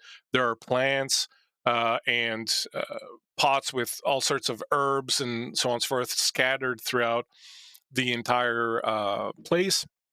There's a piano in a corner, very old, but if you know anything about pianos, you will find that it's still in good functioning order. There's a bit of there are ambers burning in the fireplace still. Like there was a nice fire made this morning, and now it's sort of dying down. And the sun is coming down, by the way, outside. You're like about halfway through the afternoon, which means it's going to be dark within an hour or so. And the larder is well stocked. They have fresh made bread and a lot of canned goods, of course, and things of that nature. And the bedroom, when you go and check it, it looks also well appointed. There are some books there. There's a bed with like a nice thick coverlet on top of it. And all in all, it's quite cozy and charming. If it wasn't for the fact that there's apparently some, flesh-eating beast on the run on this island, it probably wouldn't be a bad place to come and spend a few quiet days. When you arrive at the back pen, just briefly, what you see is just that the thing is enclosed. The fence is not very high. It's like half body height. Maybe it's really just so the animals don't get out.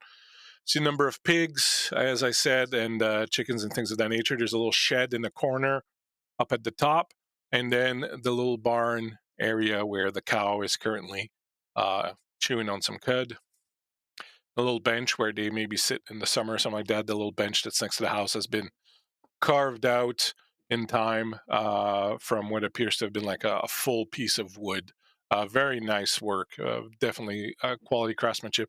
Everything here, both inside and out, not out for now, but everything inside looks like it's been here for like maybe 100 years. Like this place looks old, well maintained, well cared for, but really old. Like this place has been here for a long time.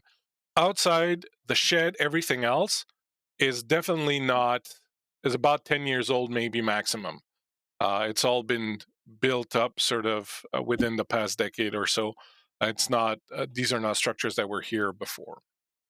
You do find evidence that there's probably a garden in the summer also in the area out back. So let's start. Let's just start outside since we're sort of outside. Okay. You go out. Where would you like to investigate, or what would you like to do? I'd like to go and investigate the shed. Okay.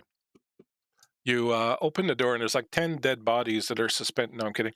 You never know. You open the door to the shed. You find it's mostly storage. So there are tools, a lot of gardening stuff, a lot of things for the animals. There's feed in here. There's extra supplies of stuff that doesn't fear the cold. The shed appears to be well made by someone who knew what they were doing when they built it.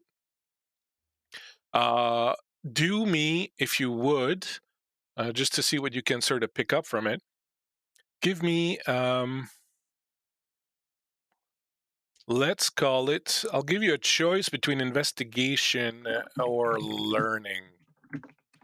Do investigation, because I have a Investigate away. Meanwhile, the captain is checking out the barn area. Quick look. You don't know too much about farming, I would assume, Captain. But a quick look tells you the animals are well taken care of. They don't seem sickly. They all seem very healthy, very fat, very well taken care of. The pens are clean. This is obviously the work of someone who knows farming. Everything is exactly where it should be. Everything's clean. The rushes, the hay that's on the ground is fresh and clean. Also, you find extra bales of it up in the barn area. The cow is looking at you a little funny when you walk in, but Hmm. it's a very personable cow, so it doesn't say anything rude or anything like that. And all in all, this looks like a nice little place. Nothing out of the ordinary. Nothing sort of sticks out as being unkosher, as we would say.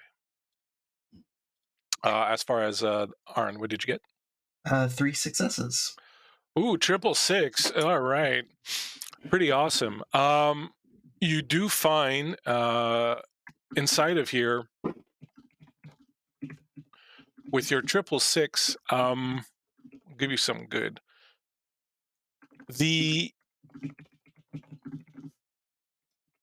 What could I give you that would be worth your 666? A lot of the tools that you find have recently been broken. And now, let me try to explain this. You know how stuff used to be made to last, right? Now, nothing does. But back in the day, stuff was made to last. This stuff that's here was stuff that was made to last. It was well made, it was well taken care of. But a number of them are broken fairly recently, as if from misuse. And the few attempts that have been made to repair them are awkward and really not that good. And you would expect that someone that can carve a nice bench out of a single block of wood, or who can build such a nice shed, would know how to repair a freaking hammer. But apparently, that's not the case. And that's glaring, and that sort of jumps out at you with your 666. Would I get anything else with my 6th sense from this? There has never been Vason activity here. Okay.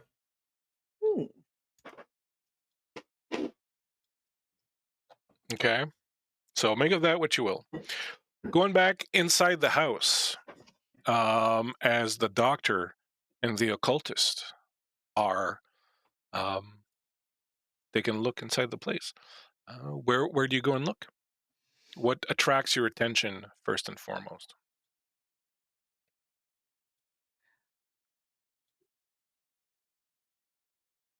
Either one of you. Want to check under the rugs to make sure there's no secret doors under any of them to any cellar. Love it. I notice, if this map is accurate, there looks to be a small number of books in what looks like to be that bedroom area. Mm-hmm. I feel like the doctor would naturally gravitate to go look at what sort of books these people would keep on them, since 1800s books are still a relatively relative luxury. So Yeah. what is it that these people consider worth having as a luxury? Awesome. And where were you? I'm sorry, Bridget. Where did you say you were looking? I missed. I was doing something and I missed the start of your. If the rugs are there, like they are on the map, I'm checking under them to make sure there's no trap doors first. Okay. All right. So you roll up the rugs and check under them. First of all, this place is spotless. There's no dust. It's been regularly well maintained. You find like a couple of brooms, and whoever, the people who live here have pride.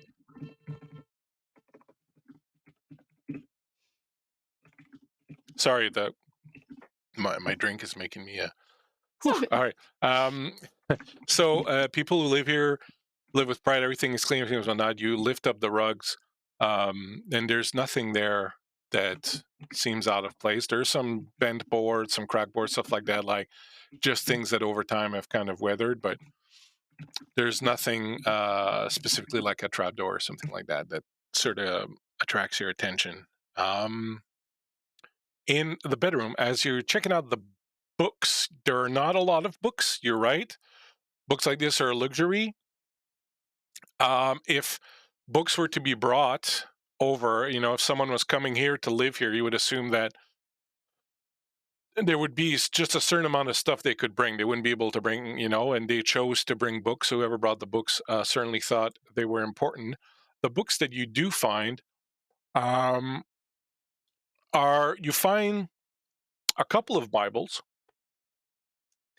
More Some of than them, one. Oh yeah, my. some of them have several. They have several bookmarks and notes in them. The other novels, the other books that you find are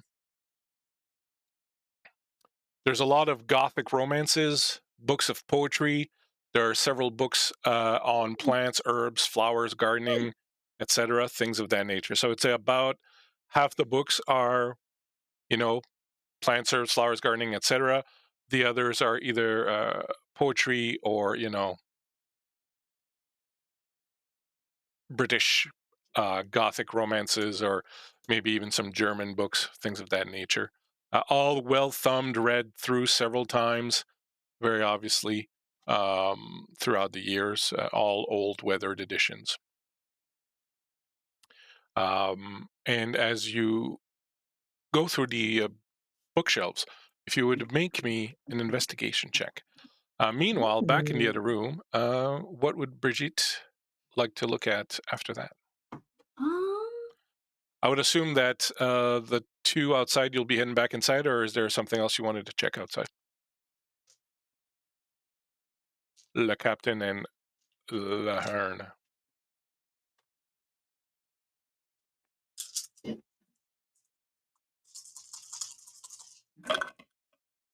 I think Brigitte's gonna check the piano first and then move to the hearth. Okay. 3 successes. All right. So, Ooh. um, as you're going through the books, you at some point you pull one of them out, and a bunch of papers fall out. And when you start picking them up, you realize that they are letters. They are letters addressed to Oscar and Ingrid. You read through them, or do you put them back? Absolutely, I read through them. They are from Linnea, their daughter, who lives in Christiania. In the letters, it's, basic stuff, saying she hopes they're doing okay, asking when they're leaving, how long they hope they can stay there. Um, Talks about hoping they're saving up some good money. That Linnea and her husband are looking for farms that are available to buy, but there's nothing sort of really that's striking their fancy.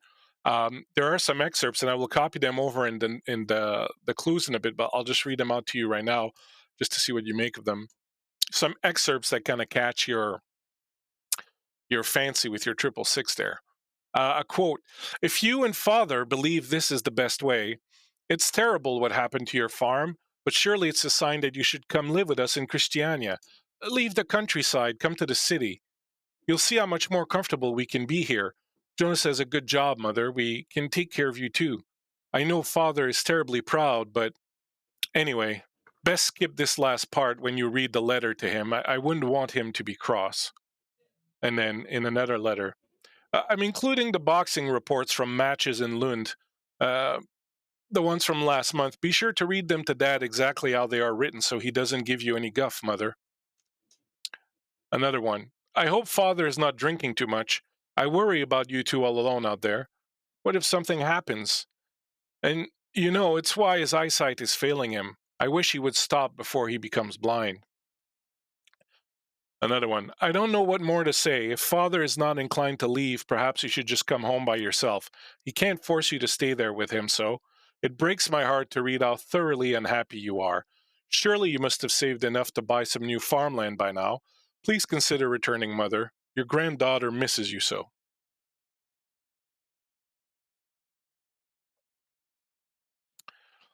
I will copy these over for you All right. Um, to examine at your leisure. Awesome. Awesome. They are copied.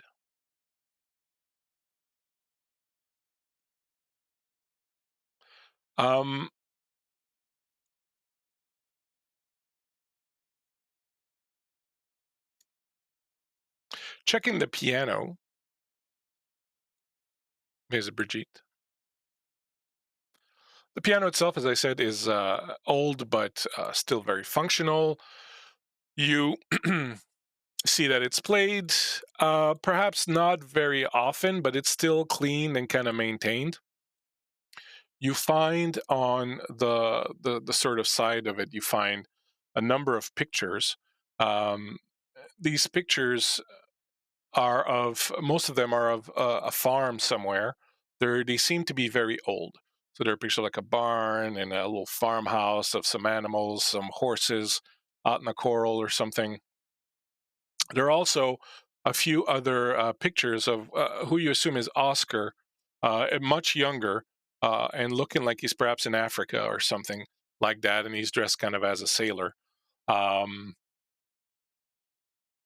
And as you are moving along and getting to the uh,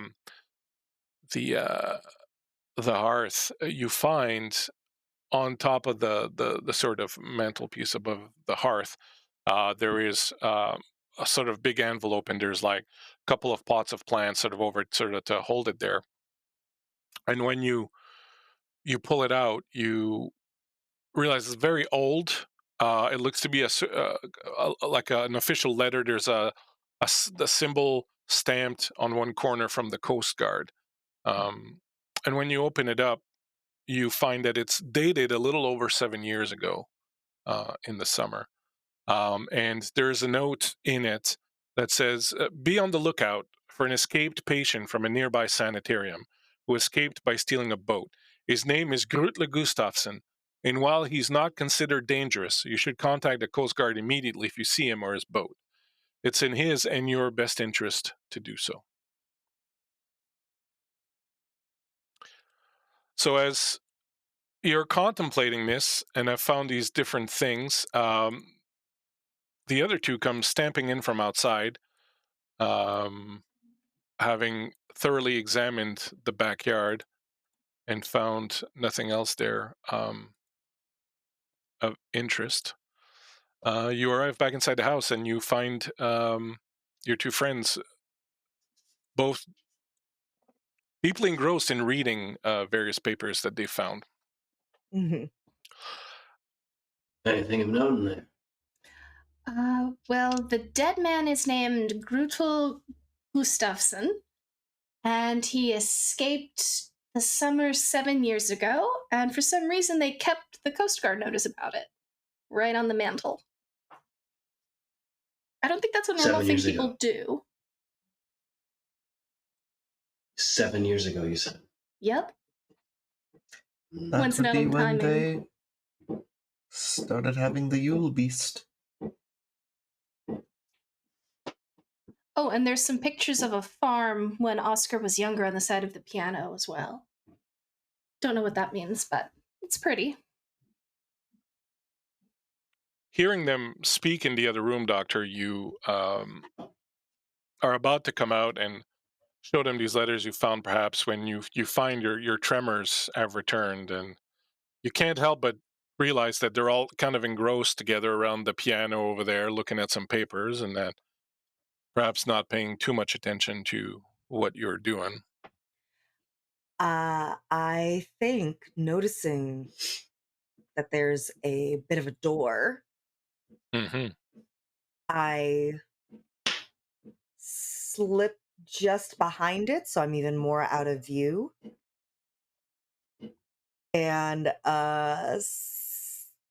slump down to the floor and get into my medicine bag and go for that box. All right, and what do you find in that box? I find a syringe. And the supplies for cocaine and water injection. Okay, what? So as you, So, yep, as you dilute the so drug like in I the think water. like with the clear side of a very practiced hand, she like rolls up her sleeve and just quickly like injects into veins that show signs of wear, shall we say. And as it courses through you, you feel immediate relief of everything that's been, of all the stress and all the tremors and everything. And as you pack away Oh, your great. bag, as you pack away your bag and go to stand up, your hand, as you push off the floor, you feel something shift, like one of the boards shift in the corner there. I think I nudge it a little bit more with my foot. When you do so, you realize that there's definitely like kind of a loose board there, and it sort of comes off, and there appears to be some sort of a hole next to it that's kind of partially hidden by the carpet um, that's stuck under the bed there. Making sure that I've definitely packed away my medicine kit. I'll call out and be like, there's something in here, but I need help moving the rug, the furniture. It's I think there's something underneath these floorboards. Um, So Ernie will go in and help as well. Yep. you realize Nothing to see here. nothing to see here. We're moving along. You Pay much attention to the floor, guys. All right. as you go in there and sort of maneuver the bed to move the carpet and all that, you find a couple things. So one, there's definitely a few loose boards, and when you remove them after everything else has been moved, you find that there's a very intentioned hiding hole there that was made very intentionally. It was dug under, the boards were lifted, and there was something dug. There's nothing in there right now except when you put your hand in and kind of search around in one of the corners, kind of hidden, kind of stuck in the dirt, you pull out what appears to be a gold coin. Um, Something else that you notice as you move all these things, there appeared to be under where the carpet was, the boards stained with something dark brown, just near where the hole is. And the final thing that you find as you move the bed is underneath there, sort of hidden away in one corner, is an old metal tin, the kind that certain tablets or things like that would be found. But it looks like it was kind of discarded and forgotten. So retain to Naninia. What do we have here? I think we might have found our murder scene. Uh-huh. Uh, I think the doctor's going to fish out that tin if she can. When you pull it out, you see that it's a tin of malaria tablets, but it's very old, like several years old for sure. And there's like only a few old tablets that are kind of getting moldy and kind of uncool in the far corner. Oh, maybe from when he was in Africa. It makes What? sense. Oh, there's some carvings on the piano of a fireman Oscar when he was younger. He looked like he was in Africa. There was a portrait of him They're- too. They had a daughter that wrote to them about something that happened to their farm and how it was a sign that they should come live with her. Maybe it's something about an illness? Or maybe it's something about a invader.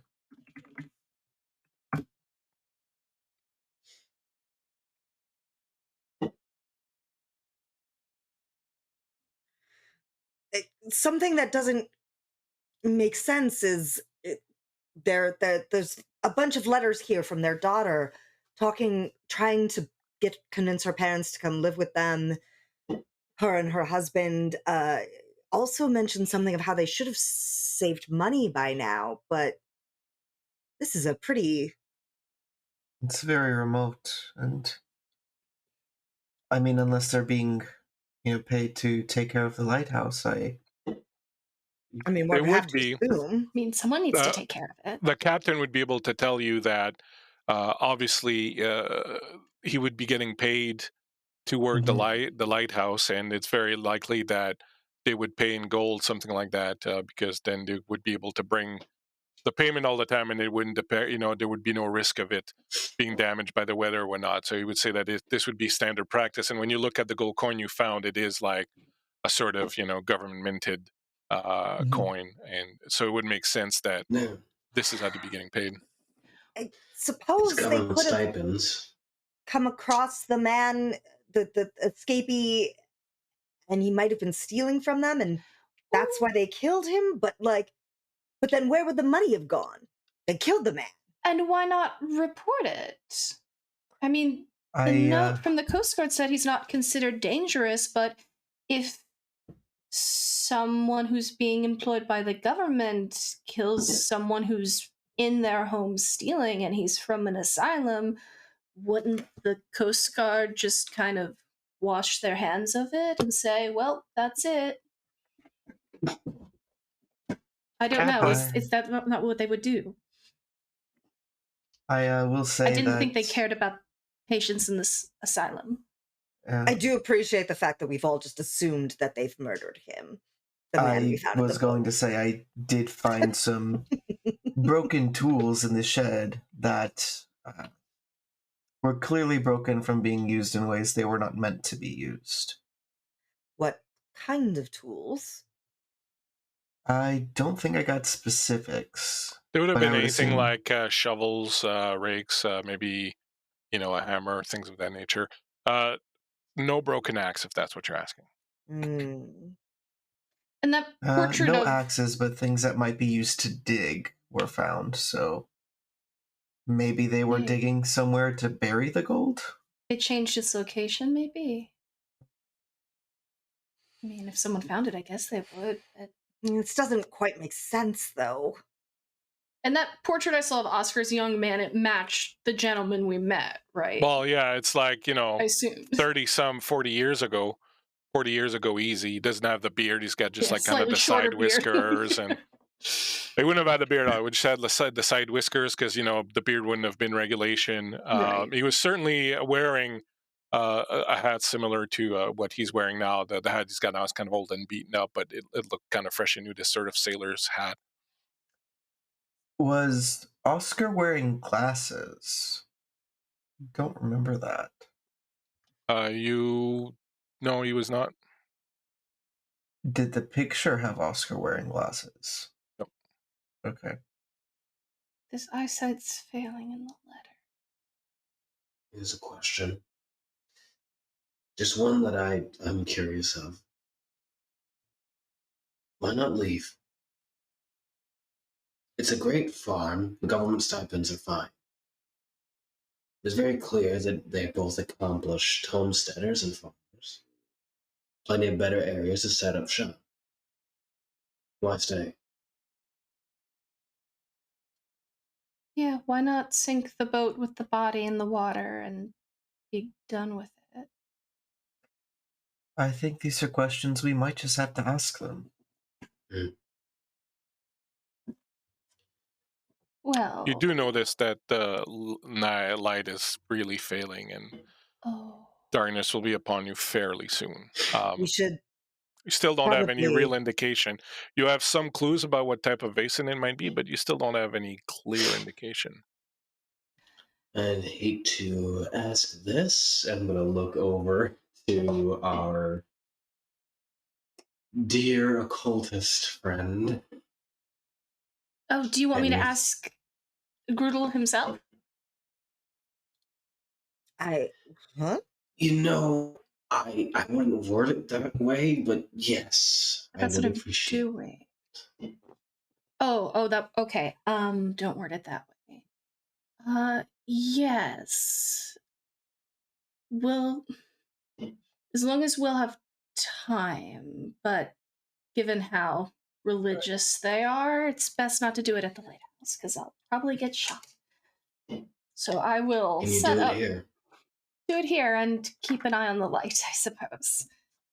Great. So Yeah. So how do you set up?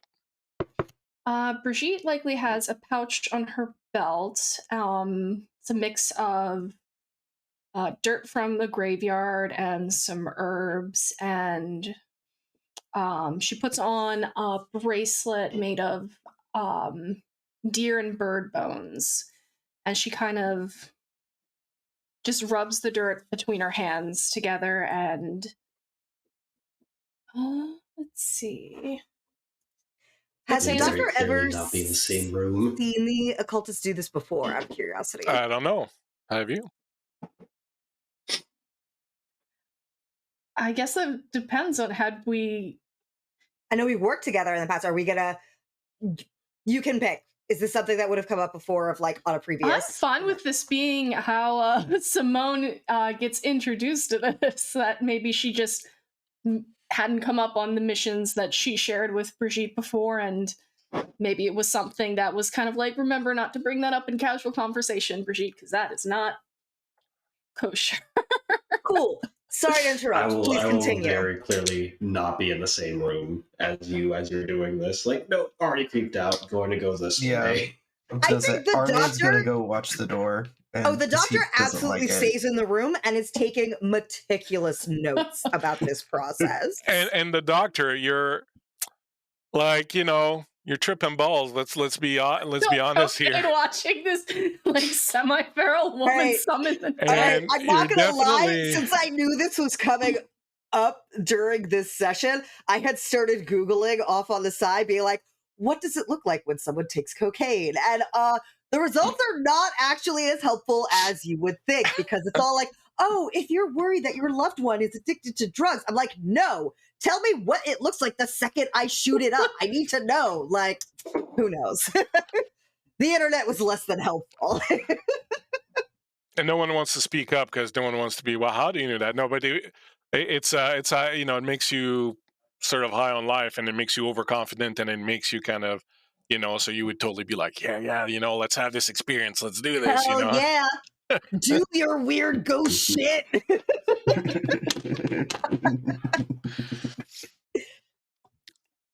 All right, so you set up your little thing, and how do you go about performing the ritual? I think it's a matter where first Brigitte starts kind of softly humming to herself. First, it's like a flat, steady hum, and then it starts taking on a tune, just that it's never the same tune exactly. It just kind of changes, she would say, depending on the spirit she's calling out to, and a name certainly helps. So she focuses on the name in her mind and just keeps humming until she feels like she's making a connection. Okay, so you're trying to call to Grutle? Grutle? Grutle, yes. Grutle Gustafsson. All right, well, go ahead, and you will be making, it's an observation, I do believe, an empathy roll. Okay, so that is 6.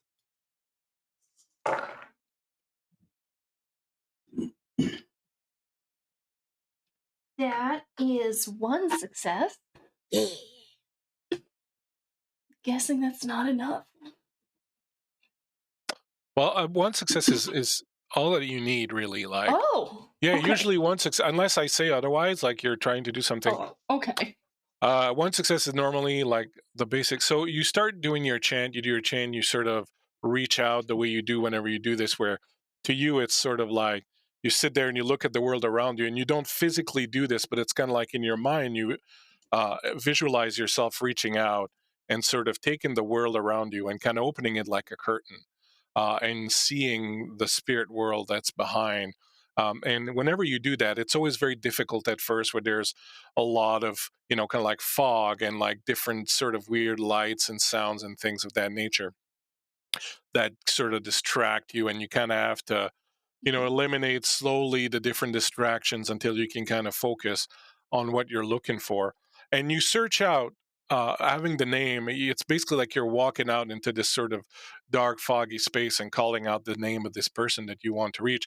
The doctor, as you're watching this, you see Bridget kneeling or sitting, however she's doing in the circle.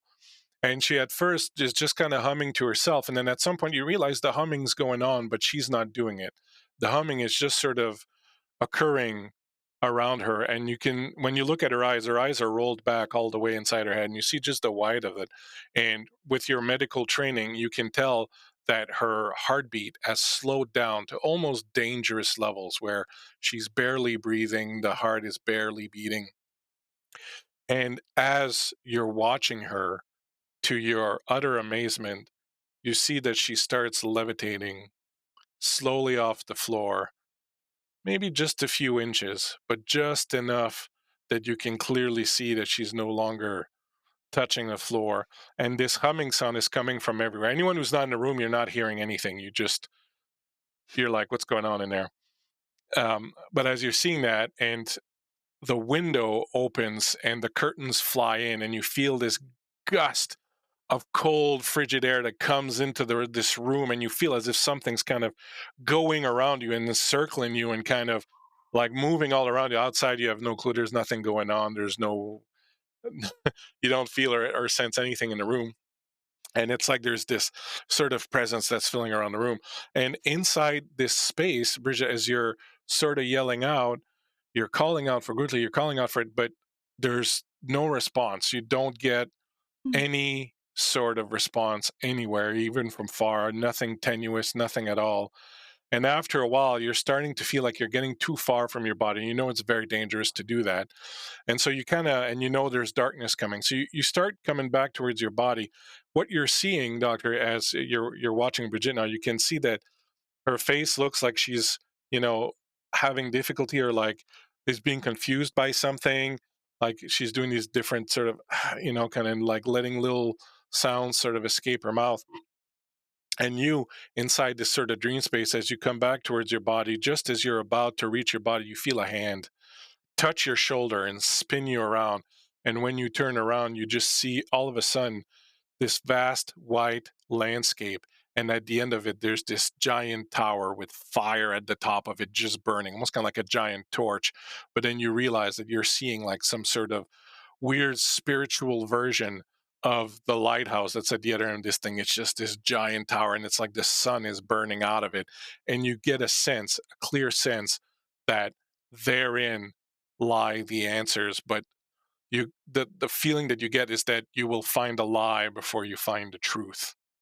And then suddenly you come back to yourself, and you see her just sort of lightly kind of drop, doctor, where she is.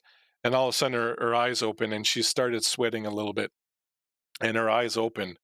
And at first it sort of looks like she doesn't know where she is. She's kind of clinging her eyes and kind of looking around, and you realize, doctor, the window's closed and there's no wind or anything in here, and all that's kind of dying away slowly. And Bridget, two things. One, what I just told you, the answer lies in there, and you're going to find a lie before you find the truth. And you're pretty certain. You can never be 100% certain with these things, but you're pretty certain that the spirit of Grutla is nowhere to be found in the spirit world. Okay. Not the answer I expected, but still an answer. What do you normally expect when you, because that was something just there. Oh, yes. Arn said something a little bit similar the first time I did it in front of him. Okay, so that actually happened with the levitating and Yes. the breeze and the. Had to make sure it wasn't me. Do you need another private moment? Oh no. Okay. I feel fine right now. Mostly, other than that whole thing. That's But I feel much understandable. better understanding that that is a thing that actually happened, and I feel fine to continue on our investigation. Yes, I'm sure I'll get better at it one day. My aunt could go and write like that. As the two of you are busy, sort of discussing that and coming to Arn, you're in the kitchen, right, Arn? Yeah, I'm standing like in the doorway just because I didn't want to be close to it. It creeps me out. There's a knocking at the door, but a very Oh. light knocking. I will. Is there like a peephole or anything that I could peep out of No, for not opening really. it? Not really. I'll just open the door then. You open the door and you see a raven standing there looking at you. And it flies up and it lands on your shoulder. And Captain, you see this weird bird, almost like you're in an Edgar Allan Poe story, just sort of fly in and alight on the shoulder of Arn and sort of like rub its head against him. Arn, you hear a distant voice that you've heard before a long time ago. And as the voice speaks to you, you can see off in the darkness a shape of a man, perhaps with a big cloak on and carrying a spear, standing off in the darkness. And you hear this voice that you've heard before in Old Norwegian, a language that you don't speak, but you seem to understand when it's spoken to you this way. And you hear, your sister who talks to the spirits may not have found the answers she wanted, but I am the Gallow God, and I can tell you this. You are dealing with one who has returned, one who is animated with the fire of vengeance. May this help you in your quest. Banish him. And as the figure turns to walk away into the darkness, the bird, the raven, kind of looks over its shoulder at the captain, seems to go, and then flies back outside. You, Captain, think maybe you saw someone outside, but you know, you wouldn't stake your life on it, but there was maybe someone outside. You're not sure. Gonna look to the outside, look back to you. Just explanation. Well, it's an old friend, but I'm not gonna do that. No. well, I don't want to risk heresy, so I'm not going to say anything else. But I think I know what we're dealing with now. Go on. Would you like me to fill you in? Someone who is return-seeking vengeance.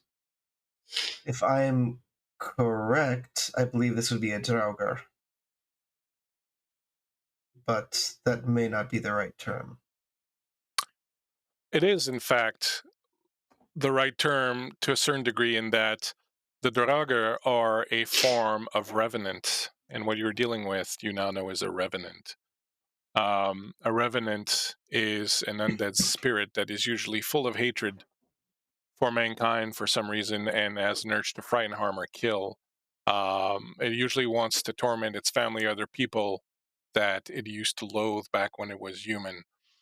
Revenants are usually invisible but can appear as monstrous figures with sharp teeth and claws. Sometimes they're black as night and several meters tall. They suck the life out of people by ghost pressing them, but are also known to eat humans alive. They generally make their lairs in trees, piles of rocks, or ruins near the place of their death, where they must stay until nightfall. You know that revenants cannot pass Christian symbols painted with tar or harm a person wearing a cross around their neck.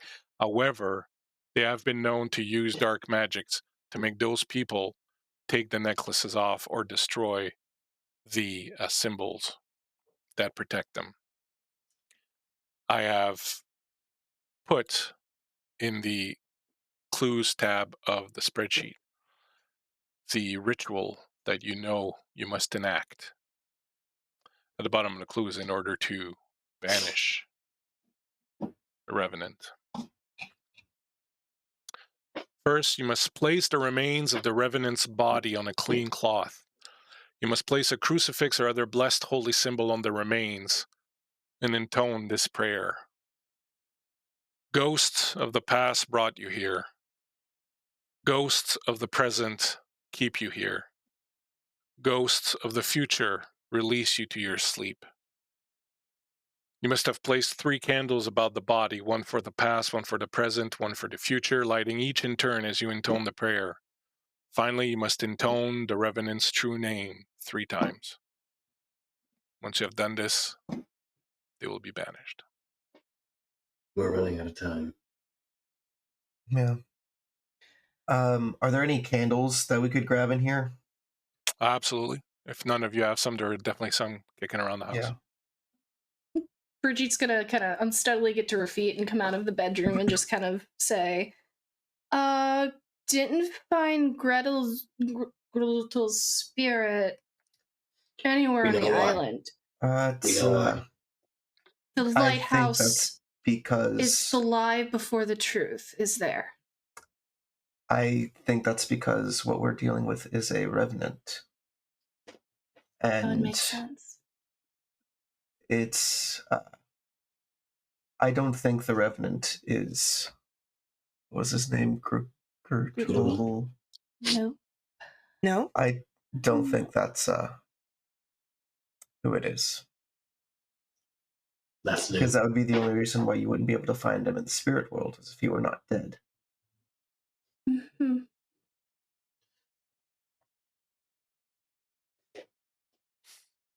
So we're missing something. Well, there were broken glasses by that body, and we do know Oscar's sight was failing him. But the Oscar we've met didn't seem to have a problem with his eyesight.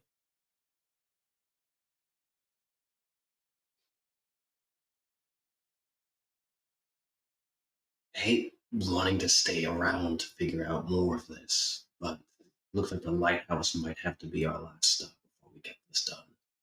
We definitely need to go by the lighthouse. Yes. Otherwise, we need to confirm what we're thinking before we do anything else.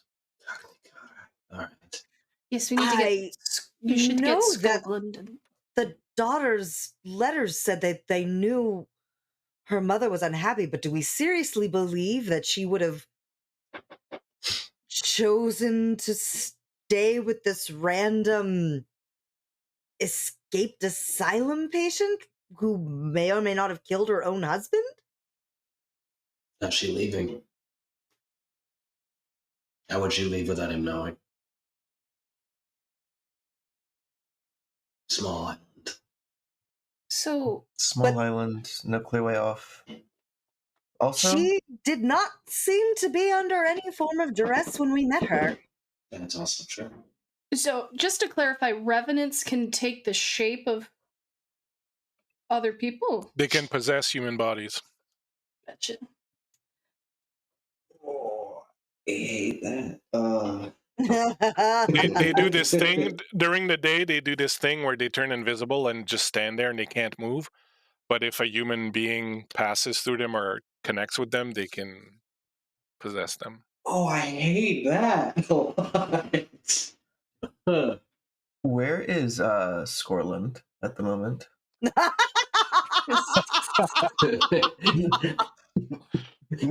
You left them at the little campsite, picking up after the dinner and the lunch and all that. Well, then he had plenty of time to make it back to the lighthouse, right? He's fine. He's fine.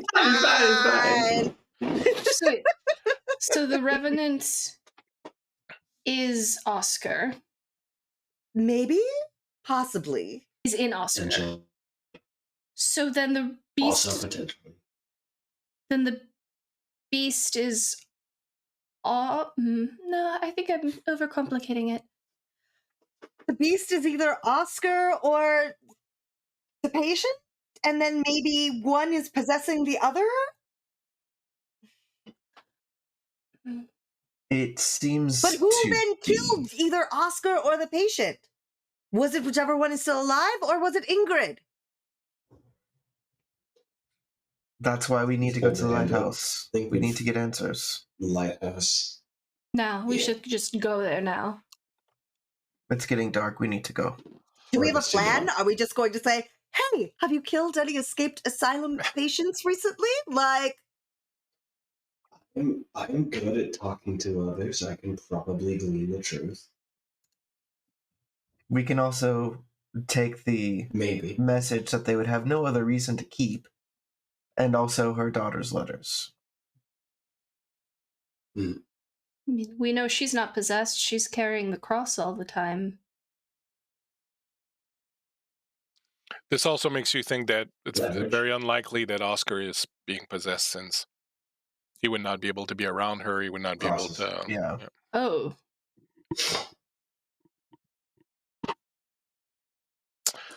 So, full of questions and Yeah. starved for answers, you decide to head back to the lighthouse, which, as a symbol for elucidating a situation is not bad. You find your way back up there. As you arrive at the bridge, you find Skoglin pulling the rope, and he's got some sort of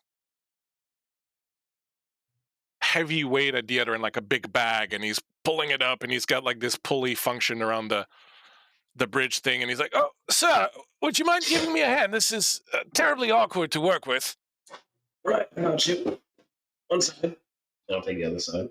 There you go. And so you haul this up, and when you pull it up, you realize there's like this leather oilcloth bag kind of thing's like, well, since these things usually end with us having to disinter various bodies, I thought it might be expedient to go and fetch the one that you found earlier. I was careful to wrap it into this leather. I kept losing parts along the way. I'm pretty sure I got all of them, though. I went back and double checked. I probably have all of them. I hope this will be useful. Oh, well, my mother used to think so, but and again, my mother was always a little weird. Is everyone all right? All right. Everybody okay? Yeah. You seem a little shaken, Doctor. Are you too much caffeine, perhaps? The thrill of the investigation just has me so excited. I understand. I feel it in my veins also. Different. I feel it in my veins also, Doctor. It's You definitely. could say that again. And you, Miss Bridget, are you okay? Oh, yes, I'm fine. You seem a little pale. Are you sure you're fine? Oh, yeah, it's a normal investigative procedure I was working on. It always takes a little bit out of me, but it's nothing I can't handle. Well, I'm sure. You're made of very stern stuff. Very well, then. I assume you're going inside. They barricaded themselves a few minutes ago. I'm sure we'll get them to open the door. Would you mind, Captain, helping me with this bag? I'm a little old. Absolutely. We know what the thing is. If you have any thoughts. Oh, you know me, sir. I'm not one to think. I'm more one to act. All right. I leave the thinking to those of you who can do such things. I'm a little addled in my old age. You sell yourself short, Skoglin. You did all the thinking to bring this corpse to us. Exactly. Well, it's not thinking so much as instinct. I like to think the old war dog in me still has it. Shall we? Sentences that we are using. Be careful. I do believe they put a bear trap there. Nope. There is, in fact. Thank you. No problem. I came dreadfully close to getting caught in myself earlier. That's why I know it's there. You know me. All thumbs. All thumbs and 2 left feet. So you make it up to the door, and bang, bang, bang. You knock, and after a while, the door opens, and there's Oscar, and he's got his lamp on. He's got his shotgun tucked under his arm. Well, playing it a little close there, aren't you? Oh, come on in, city dwellers. Can't get used to that. Come in with the body. What you've got in there? I believe it would be corpse. Rather decayed Corpse? one. On this island? Yeah. Well, ain't that something? I never would have It's imagined. We found something it in a boat indeed. that came from a place called the, what was it? Norrköping Health House. That's the one. Why does that ring a bell? What is that? Oh! The escape thing. I remember some years ago, the Coast Guard was out here looking for some... Are you telling me that he was here the whole time? It appears to be so. Well, I'll be a monkey's butt. There's a cave not too far from here, actually. A cave, you don't say? Yeah, one that was Leads out. covered in crosses, actually. Oh, yes, the one... yes, we did that. We thought that perhaps the beast would hide in that cave. So 1 year or some time ago, we went down there and painted it all up. It was my wife's idea. She's a bit more of a believer than I am, but she thought that perhaps putting the Lord's symbol on there would help us if that was indeed the beast's lair, as we originally thought. But it didn't seem to help. The next year he was back, so I guess that's not where it lairs. Well, the cave exits out to another smaller part of the island near the shoreline. Found a boat there. A boat, you don't say? The, what was it called? Sun Chaser. Sun Chaser? That's the one. Oh no. Well, that's a fine name for a boat.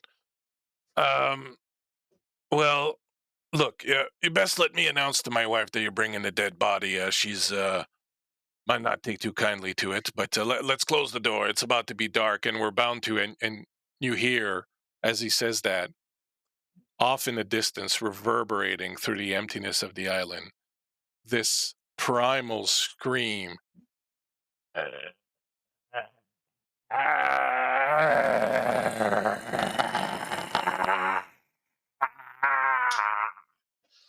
Right, inside it is. That's about right.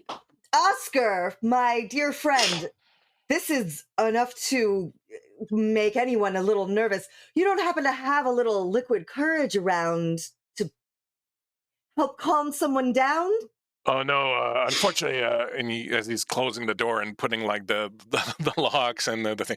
No, my wife's temperance. You see, doesn't believe in drinking, and I don't either.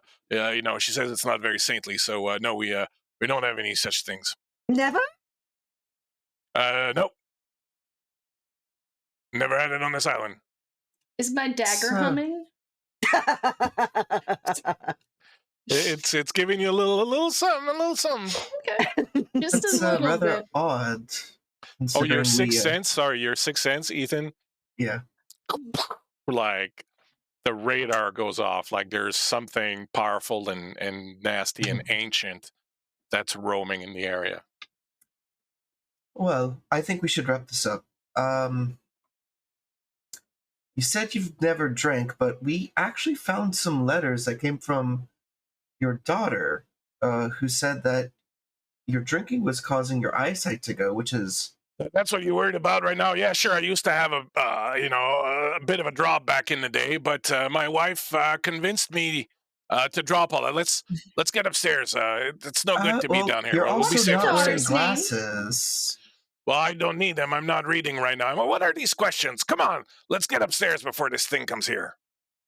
In order to get rid of this thing, we need to sanctify the body it came from, which is the one we have brought in the bag. And I'm fairly certain that this is the body of Oscar. I'm Oscar. Are you sure about that? I think, young man, I would know who I am. What are you getting at? What are you insinuating? And as he's saying that, you can see that his hand is kind of moving on the shotgun a little bit, and he's sort of holding it a little bit more like, what are you getting at? I'm going to move mine to the pistol. I'm a quick draw, young man. I'm warning you. I'm getting that. While the past is in the past, sometimes it can come back to haunt you, and you have to face it in order to move on. I think maybe the lot of you should try your chances outside the tower tonight. What do you think of that?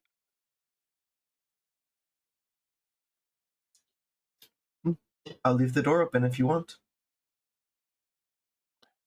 So, Captain, you're seeing his thumb is over the hammers, and he hasn't cocked them, but like you've been here before. You know usually what happens next, and not gonna lie, the situation's starting to get to you a little bit. Yeah, hard thudding right now in the chest. What's it gonna be? We've got the candles. We've got the body. All we need is a crucifix. My How wife's got close- plenty of those. How close am I And- to We him? just need I'll one. ask her for one. The other thing we need is the true name of the Revenant. It won't work without that. How should I know what its true name is? You're the investigators. And then from behind him on the stairs, you hear a voice that says, "Might as well tell them. They're gonna find out anyway soon enough, and this is the only way to take care of this monster. Go back upstairs, Ingrid. I got this under control." While you're doing this, Skoglin has kind of moved behind. He's looking at you, Captain, like, do you want me to make a move? Do you want me to make a move kind of thing? You're like, He's letting us. this could go bad, He's- man. he's This doing- could go bad. He's doing his best. He's doing his best to like keep himself calm, but it's not really doing that well. I think the doctor is going to move closer to like this bottom of the stairs to talk directly to Ingrid. Yeah, that's where Brigitte had been going since she offered to get the candles Absolutely. from her. So you're standing, kind of starting to go up the stairs, and she's standing up there. She's got a Bible in one hand and her cross in the other. She's like, I knew it was a mistake to let you go to the cottage, but Well, your husband did say, do whatever you want on the island. Or yeah. whoever this is. Because it's not your husband, is it? No, it's not. My husband is dead. She looks at the bag. If you got that down at the cove, then you're closer to him now than I am. It's a long story, and outside you hear much closer. And you can hear it like reverberating. Please sort shorten of the story very- to. Shorten the story. Shorten the story to like a name. The name you want is Oscar's name. Oscar Samuelson. Tell me what it- I think you're starting to lose your mind here. I'm your husband. And she's like, Grutle, it's no time for this. Come on, we've wasted too much time already. We've stayed ahead of this, our mistake and our crime for far too long. It's time for the truth to come out. How close is Gruda to me? I would say he's like, like 6 feet or something like that. Like Is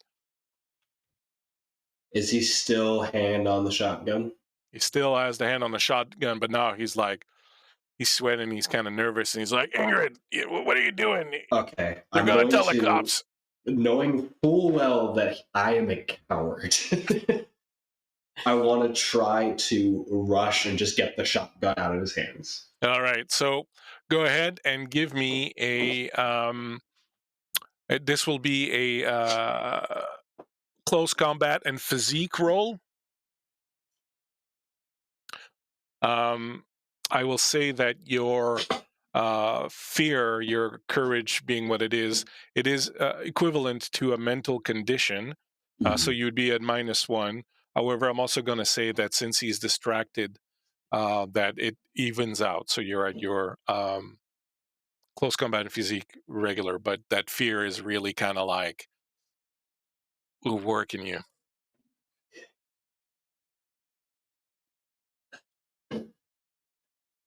Yeah, so that was 5, 3, triple six. Nice. Triple six. So describe exactly what you do, and you can like go wild with it, like with the 666. You can go totally wild. So describe what the others see as you burst into action. So there's just this moment where he still has his hand on the pistol. See him take a breath, kind of relax, and as soon as he sees his eyes go away, pulls the pistol. Instead of shooting, just throws it as it like clocks him in the nose, and as soon as his head snaps back, grabs the shotgun, just wrenches it free, and then just aims it. As soon as you do that, it's going to say, "Well done, sir! I knew you had it in you. Excellent, excellent work." All right. So we know the name. We're gonna be fine now, right? Start prepping the stuff, please. Ingrid says, "We might as well go upstairs. We'll be more comfortable, and it's harder for the beast to get to us as if it's got to climb the walls." So Skoglin will pick up your pistol, and the lot of you will climb up the stairs, and you will find yourselves in the main sort of floor right below. The next floor above is where the light is, the spinning light from the. So if you go up one more floor, you'd be into the light room. So you arrive at like this little sort of living area here. It's quite tight. I don't know exactly where you want to be. Ingrid is going to suggest that you do the ritual in this room here. So whoever is going to be part of the ritual, you can do that. So the entrance, I'll show you. I'm just going to make sure everyone's there. Skoglin's there. Who am I missing? I am missing the captain. I think everyone else is there. There we go. Yeah, wherever the ritual is being taken place in, I'm not going to be, but I'm going to be wherever whatever his real name is. Staying near him. Yeah, Grutta. I'm staying just in front of him. Just gun on him. Fake husband. So there's a door here and a door here that accesses this side, and this door here accesses that side, and these are all doors. Okay. So you can position yourself, sir, wherever you want to be, so that you're not all crowded in there. We'll say that Grutla, you'll sit him down here at that table, and Skoglin will stay there with you. All right. So as you rush upstairs and lay out the body and prepare the candles and do all that, you start hearing the screaming outside. You hear the wooden palisade being ripped apart. You hear the spikes kind of being ripped apart, and then you hear clawing and stamping at the door. And this goes on for a while as you're preparing sort of everything, and the blows and the screams are kind of reverberating everywhere. And after a while, you stop hearing sounds, and you kind of stop and kind of go, "Oh, what's going on?" And that's when Ingrid turns and goes, "He usually gets silent when he starts to climb." And if anyone looks out the window, you will see clinging to the outside of the wall. And here, let me give you a better look at this thing. Every one of that sentence I hated. No one likes that. Wow, like that none of those all. words are reassuring. And so there's the image of the thing that you're facing. It looks like kind of a desiccated corpse, and inside the hood there's just darkness and this mouth and these eyes that are gleaming, and this thing is about like 7.5 feet tall, maybe something like that, and there's like just darkness that ripples across its body as it's climbing the side of the tower. So this is how this is going to work. All right, so to do the ritual, this ritual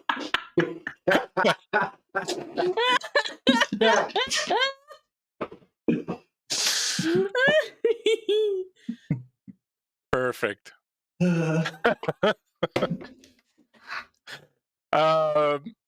And So this is how this is going to work. So this thing is climbing outside.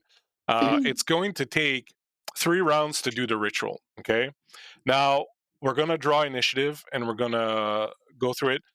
Basically, every turn, one of you has to be doing the ritual. You don't have to do anything specific, and it doesn't have to be the same person all the time. But one of you, your slow action has to be to do the ritual. So it'll be like, okay, I'm lighting this candle and saying this line. I'm lighting the second candle, saying or whatever, right? We don't need to break it down like that. It's going to take 3 turns. So for 3 turns, someone has to be doing a ritual. You can hand it off. If someone stops, if there's a turn, something happens and no one does the ritual, you have to start all over. Okay? So, and the rest of you, your job is to survive, and if possible, to keep this thing away from the people doing the ritual. Okay. All right. So let's go back to the map here. So this thing, you can see it. It's climbed up to where the windows are, and it's kind of moving and looking into different ones and kind of seeing what's inside and screaming and kind of scratching. And you know that there's no way those windows are going to last if it tries to come in. It's just a question of where is it going to try to come in. So it's going around. Right now, I'm just going to leave it off the map because you don't know exactly where it is. You can't see it, and because it's a lot more Yay. fun that way. Oh, good. Love it. So the way initiative is handled in this game is I'm going to draw cards for everyone with an initiative Ooh. number on it. If you have any sort of powers that deal with initiative, some people, I think the captain, you get to draw 2 and choose which one you want. Lowest number is better. Like one goes first, second goes second. Oh, okay. You can trade initiatives with anybody else in the group. Okay. So if ever you want somebody else because they're doing something, you want them to go first, you can trade your initiative with them. And every turn you can do a fast and a slow action or 2 fast actions. Okay. A fast action will allow you to move anywhere inside a zone. So there's 4 zones on that map, or allow you to cross into another zone. Okay. For example, you can save your fast action to dodge or parry if you get attacked. And you can use it even if it's not your turn yet, as long as you still have it. Your slow actions will be stuff like doing the ritual, using one of your talents, using one of your skills, firing a gun, things of that nature. Okay? All right. So I'm going to draw the cards, and I'm going to do them in order that I see you on the screen.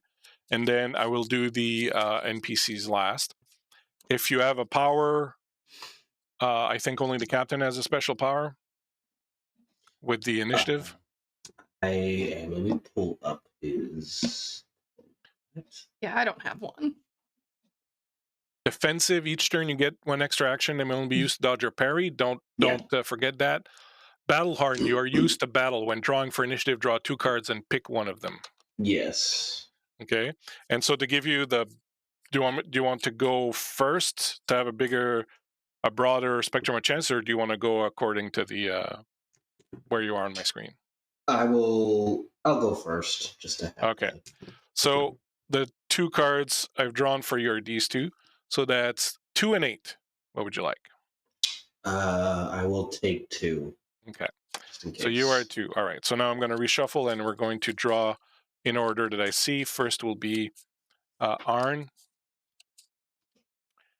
Arn will be going at 1, actually. Ooh. Hunter. And then the doctor will be going at 5. The occultist at 7. I'm going to draw for the beast and not tell you at all when it's going. Rude. Yay! I know. And I'm going to draw 1 card for the other 2 NPCs, though they're not really going to do too much. And draw 1 for Skolin also. Okay. Question: do things like dialogue take actions? No, you can say something quick. And I'm happy to let you have like a short exchange kind of thing. Cool. There is, on the basic rules, there is a table for typical slow actions and typical fast actions on the first page. So those give you some ideas of things that you can do. Aha. Okay. Cool. So you know, whenever you encounter a Vaesen, you have to do a fear check. So the fact that it's outside is not going to cause you to have to do the fear check. But if it breaks inside and you come face to face with it, you're going to have to do a fear check to see if you just lose your shit. Okay. Cool.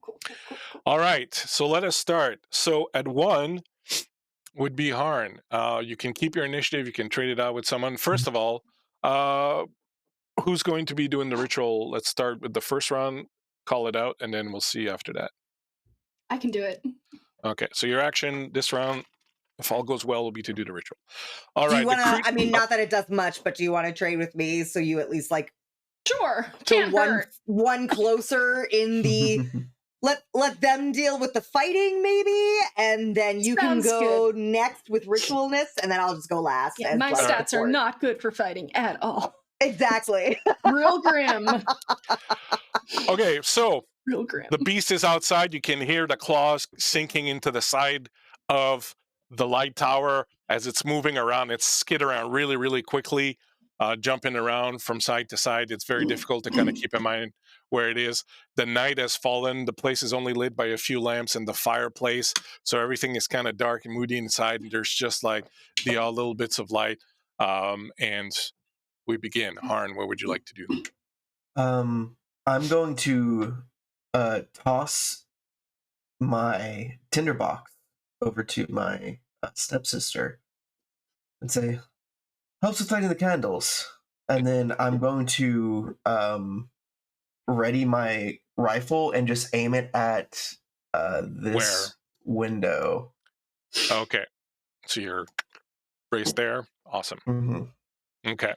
I will say that getting out your tinderbox and throwing it is your fast action, so you don't have it in reserve. All right, cool. So that was at 1. Going at 2 would be the captain. I will head to the window.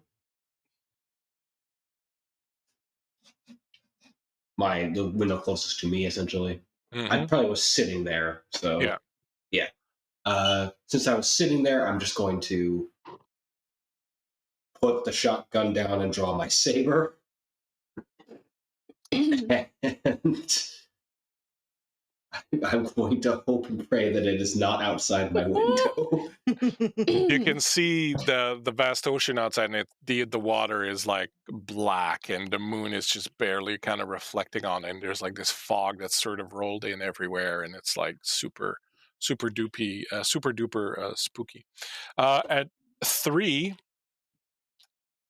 Skoglin will go, and Skoglin will hold his action and keep an eye on the good captain, on Oscar. He will move here next to you. We've got this, sir. We'll get through this, all right.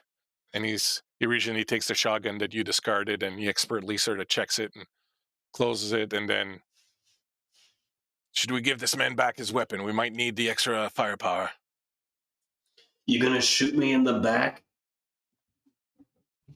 I don't think that would get me much of anything at this point. You're the only thing standing between me and that thing out there.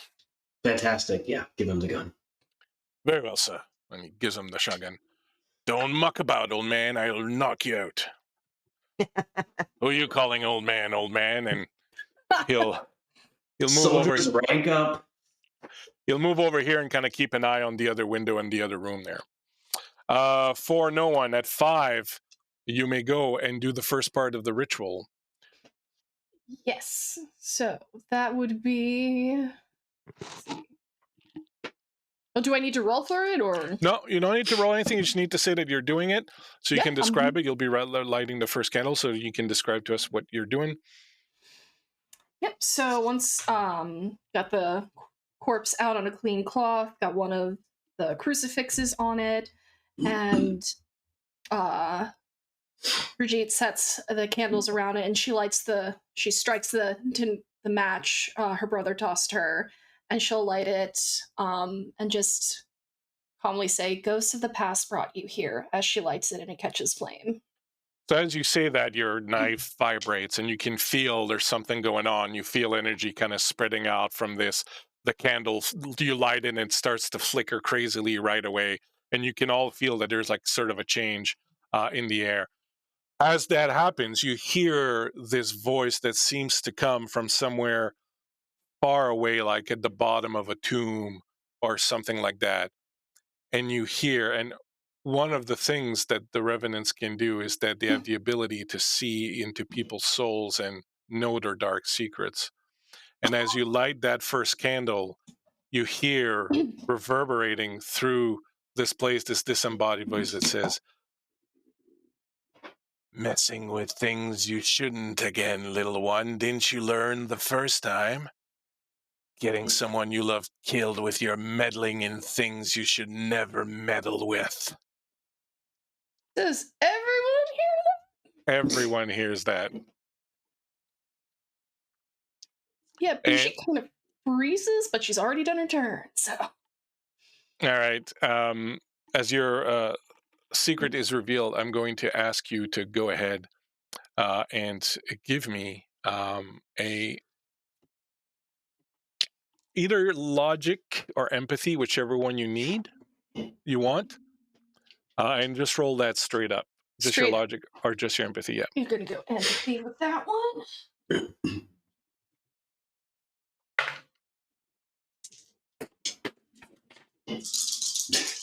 You need to get apparently you need to get a tin dice tower to prevent those things from happening. Well, I have one off to the side here. It's just spilled out of my hand away from the dice tower. So. That's no successes. All right. So as those words sort of reverberate around and you hear them and like all those memories are dredged up of what happened to you, I will say that you take a mental condition. Cool. And you can choose which one you want, angry, frightened, or hopeless. But you are unsettled by this revelation of something you thought hidden so deep inside. And as all of you hear this and you sort of wonder what the hell it's talking about, suddenly at your window, Captain, there's this dark face with these red eyes that's glowing, and the window explodes inside, and this creature just comes flying into it. And I would like you to make me a fear check, which means rolling either your logic or empathy, as you wish. Now, you have 2 allies with you in the room who will also be making fear checks, and you get +1 for each ally in the room with you. All right? So empathy or logic, and then add a dice for each of your allies. Remember, people, you have that 1 advantage, and I think, Harn, you have 2, right? That adds 2 dice to any roll that you want. I'm going to use my advantage as well on this. Okay. 1 success. Okay. So the 1 success is not going to be enough. This thing is incredibly powerful, incredibly scary as it comes through this window. On top of that, you are a coward. So do you wish to push that roll? Yeah, I will push the roll. All right, roll everything except that 1 success that you got.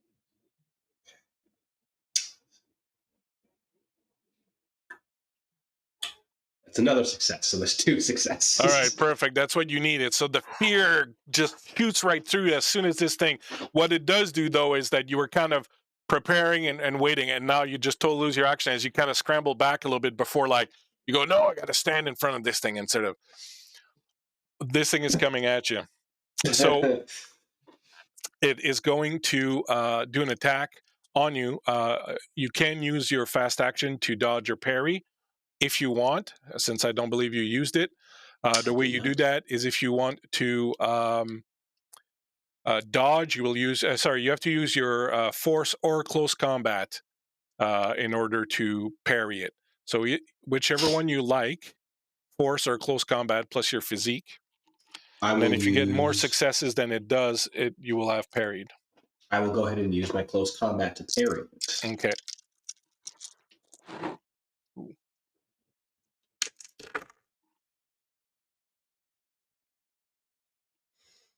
That is 1 success. Okay. Unfortunately, it's not enough as this thing comes through and its claws, as you're backing off, cut right into your face, and you can feel them digging deep gouges all the way along your jawline, and blood sort of spurts as you kind of reel back. You will take a physical, you'll take wounded as a physical condition. as you kind of struggle back and fall against the table and try to parry with your saber, but sort of miss it. Now this thing is in the room. Oscar has failed his fear check, so Oscar screams, fires blindly, luckily missing everyone, and then runs out of the room over here. Skoglund made his fear check, and on his action, which will be at 6, so he's next. He will attempt to help you by grabbing this thing and try to wrestle it off of you. He grabs it, and Skoglund is trained, and he's pretty powerful, and he's sort of trying to rag into this thing, like, get off of him, you beast! And he's like trying to sort of wrestle him off of you, and he manages to kind of just pull him back a little bit, but he can't do any damage to it. He doesn't have any weapons or anything like that. And at 7, then, the good doctor. The good doctor is going to rush over here and shut that door. All right. And then shout, Helberg, you keep this door closed. That's another room problem. That's their problem. The ritual is our problem. That's delegating. That's division of labor right there. So to recap, I get a beastie, comes barely through the window, claws my face. I'm already afraid of gunshots, so I get a shotgun blast shoot out over my head, and then the door closes. There's another door. These rooms connect. Look at it this way. How worse could it get? A second one. Look, I don't know what happens if the Revenant gets into the room where we're trying to do the ritual, but I assume the ritual doesn't happen because stuff goes wrong. So I feel like this is better. All right. And you know what they say? Close the door and the window open, so maybe I'll come in through the window. So at 9, Ingrid screams and just kind of runs around, and because she saw her husband kind of run the other way, and she goes this way to try and go for her husband. All right, we're back to the top at 1 with Harn. What would you like to do? I'm going to adjust my position and move like over here and aim at the door instead. Okay. And you're holding your action. If that door opens, are you shooting no matter what? I am shooting if it's something that I do not want to see. All right. Oh no, Captain. He's afraid of gunshots. Speaking of the captain, Skoglund is sort of on top, kind of wrestling this thing. You're kind of on the ground now. In front of it, your saber is kind of like, and you're like shaking from the gunshot and from everything else. What would you like to do? Just get up and slash it. It just clashed me in the face. All right, so go for it. Make a close combat and subtract a die for your physical wound. However, you get to add 1 because you're being helped by Skoglund, so it evens out in the wash.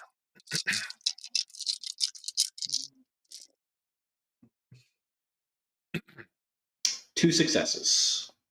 2 successes. All right, it got 2 successes too, so you get the tie as you lash out with your sword, and it tries to block you, and your sword kind of bites in, and you can see that it cleaves out some flesh and kind of hits the bone, and the thing screams, but it doesn't seem to have too much of an effect otherwise, and it just seems to make it really pissed off and angry.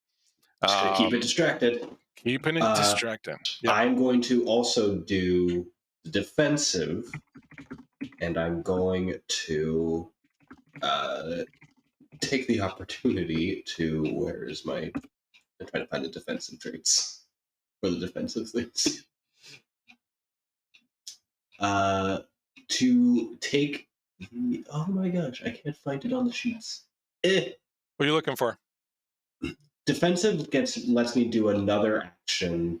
Yeah, it gives you an extra fast action that you can use, so you always have a dodge or parry, so you can move, you can draw or swap a weapon.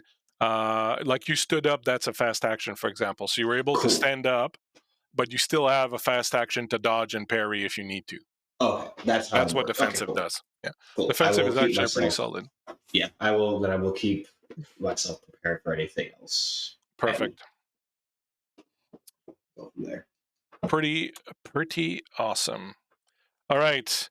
At 3 was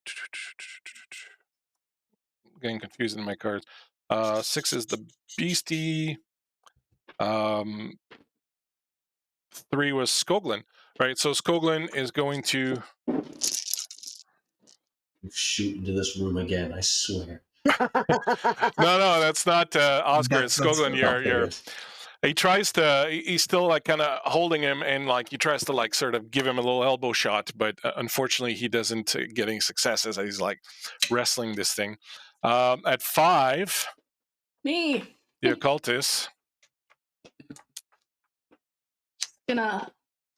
She's just gonna take a breath because she's feeling pretty angry about this, and she's just gonna move to the next candle and just say, "Ghosts of the present keep you here," and lights it.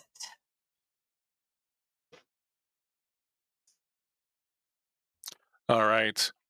And as you do that, again, you feel this sort of change in the atmosphere and this power that sort of runs through, and you hear this voice again, this disembodied voice that rises and that says, "I would have expected someone who was willing to let his monarch die so that he would not get shot to be a bit less courageous. You seem to be on the verge of wanting to run away. You should. It is the only thing that will keep you alive, coward. Run. Run." Give me a logic or empathy roll, if you would, Gervonta, please, to see if this revelation hurts you. I'm going to go ahead and do my logic here. That's a single success. All right. You're feeling kind of shaken, but you've already proven your mettle a little bit tonight, and you've already hit this thing, so you're not feeling too sort of bothered by it. A coward with a sword is still a coward.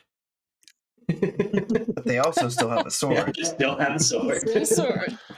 And so at 6, it turns around and grabs Skoglin and sort of pulls him around between him and you, and as it does, it claws up into him. And as it does so, his claws, you see, go all the way inside his chest, and you see Skoglin as the blood just gushes out of him and just splatters you and splatters this beast as it grabs and just rips him out and then drops the body. And then using its extra movement action, which it has, because as a revenant, it gets that, it jumps past you and charges at the door, screaming. And as it bursts through that door, oh, cool. The door comes flying open, and this beast is standing there. And you were holding your action, but before we will see if you are afraid. So everyone in the room, make fear checks, please, using your logic and empathy. You still have your advantages, and there's 2 other people in the room with you, so you each get a +2 to your roll. So logic or empathy, +2. I'm at a -1, so it's just a +1 for me. That's right. And you can use your advantage if you want.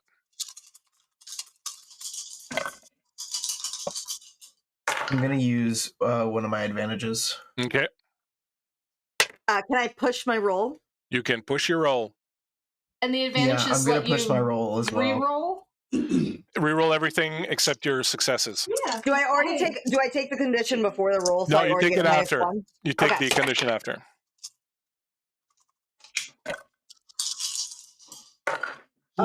Even with the push, that's only 1 success.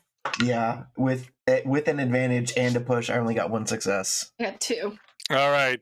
So each of the people who failed, who only got 1, please roll a d6 each, and let me know what you roll.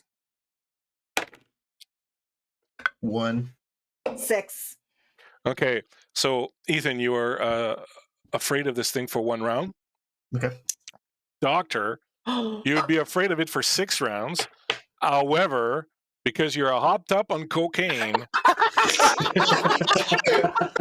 and you feel that you're invincible, I will give you the same, and I will give you the same, and I will tell you that you are afraid of this thing for one round, as like you're just kind of overwhelmed. But then after that, you'll be like, "What am I doing running from this thing? I'm bulletproof." Don't do drugs, kids, unless it's scary Yeah, demon exactly. about. Then do every drug. It's all good. What do you have to so- lose? It busts in the room, and so unfortunately, Hearn, you're like, you see it, and you start, and at this point, you have to move and get as far away from it as you can. I'll see you get to the door. Same thing with the doctor as you run away. And oh, sorry, no, that's not the doctor. That's the cultist. That's Yeah. me. So the doctor runs there, and now you, Bridget, fear this wave of fear come over you, but you calm yourself down as you see your two friends just like turn tail and run, and this thing is in the doorway. It's looking at you, and you know it's coming for you. Next action, guaranteed. And then at 7 would be normally the doctor who's running but away. I'm a beard. And then 9 would be the two old folk who are busy sort of running at each other in the back here. All right, back to the top. We start with Hearn. Who's a fear? So Hearn, you run to this door, and you're like, oh. And then just as you get to the door, you're like, oh, what am I doing? You know, my sister's back there or whatever. So you kind of sort of take back your courage. What would you like to do? I'm going to shoot it, and I want to check, would I be able to apply marksman to this? Ooh. What does the marksman do again? Gain +2 to range combat on your first turn when successfully ambushing or attacking your enemy. I will say It's the first turn that I am attacking. when successfully ambushing or attacking. Yeah, right, absolutely, go for it. In fact, because I was thinking that you get a penalty because you're at short range with the gun, so I was going to say, okay, it's going to offset that. But you're kind of at the other end of the zone, so I'm good with it. Go ahead, roll with your +2. +2, so and then I'm going to use my advantage, so with my negative from that, that's a total +2. So sorry, by the way, hold on. Oh, it's okay. Just remember that you got you have the mental condition fear now, both of you, for having failed your fear. So that's an additional one. And if you pushed, that's another one. So you're at -2. Okay, so I only had a +1. Yeah. So, but either way, I have no successes. So. Okay. So you fire your gun, but you're kind of shaking and trembling from the fear, and you fire the gun, and it hits the wall just next to it. In the other room, you hear this gun go off, and in this enclosed stone space, it just reverberates everywhere, and you're watching Skoglund bleeding out on the ground, and you hear this gun reverberating, and it's just sort of totally not your day. So that was at 1, and at 2 it is your action. However, what would you like to do? Okay.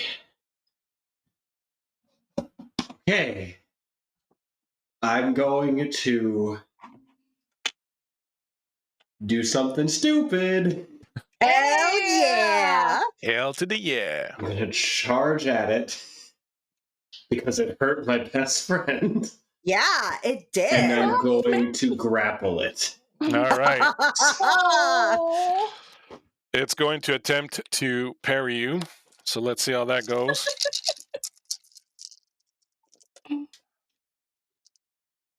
All right. Back my character sheet. Do you have conditions? I have wounded. So you have -1 die. Yes. Where's my force view? Where's physique?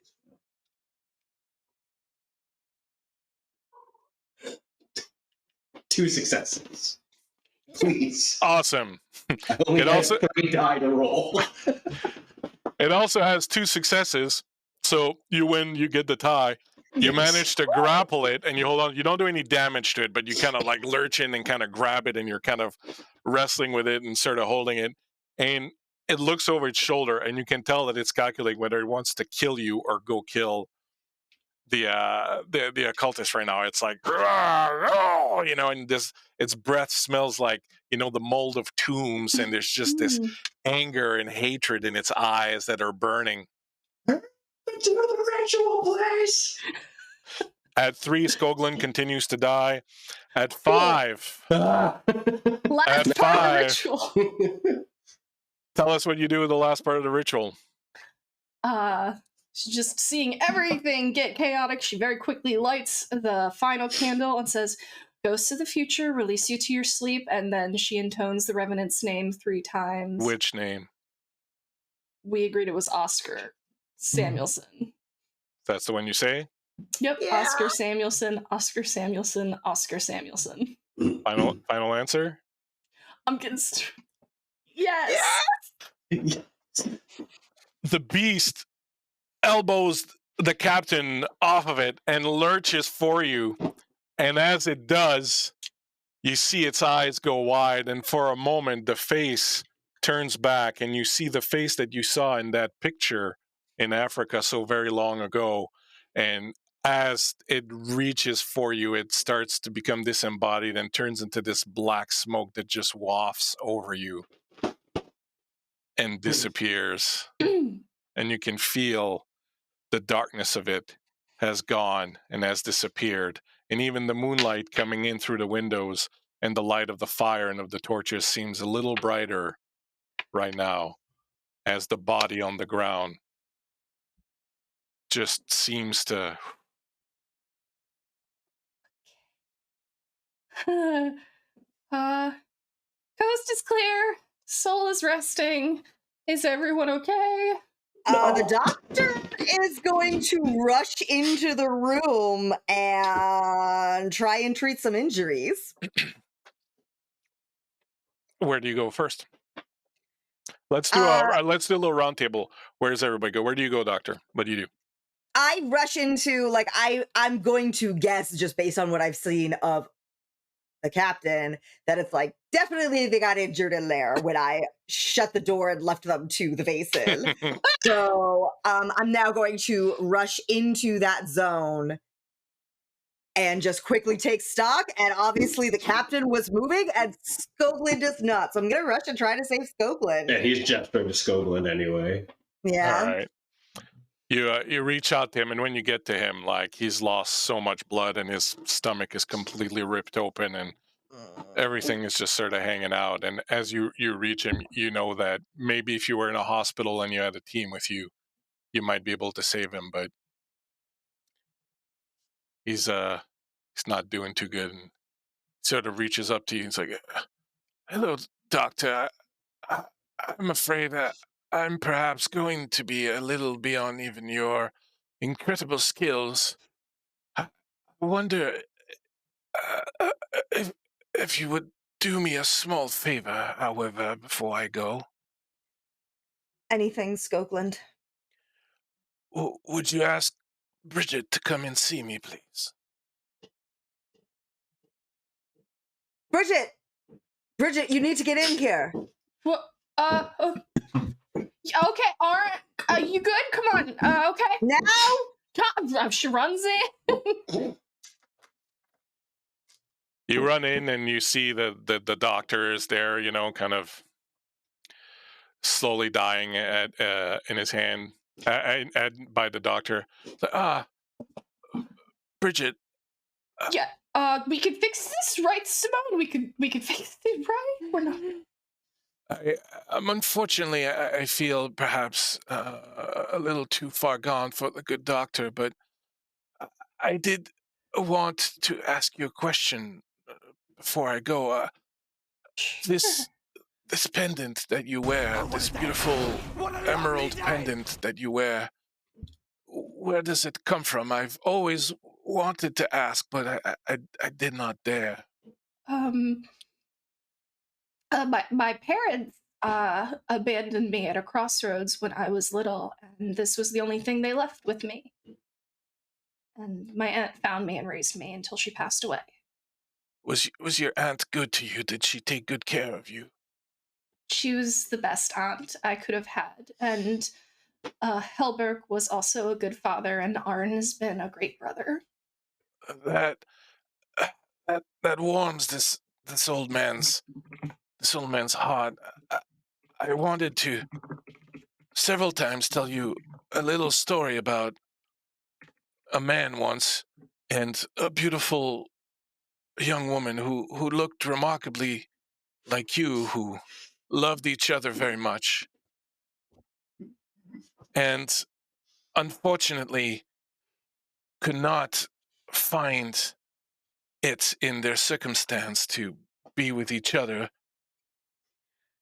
But of their union was born a young girl one day, and while they knew they would regret this decision all their lives, they felt it would be best for the child to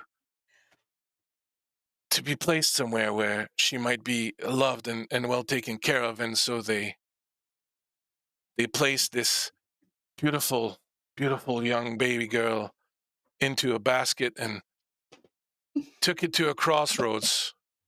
And in the basket, they left the one payment the fairies are told to accept in exchange for taking care of a child, a small emerald pendant.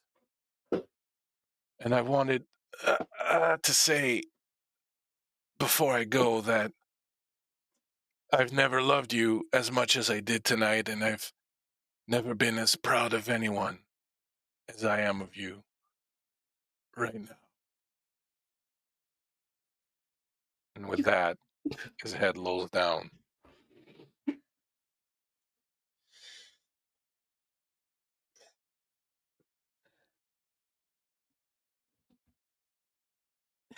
I think Virginia's just kind of like in shock, just still gripping his hand very tightly. And it's just kind of like, after a moment, just not even like kind of acknowledging that he just died. It's just like, you didn't tell me. Why would you not tell me before? Why would you not tell me before?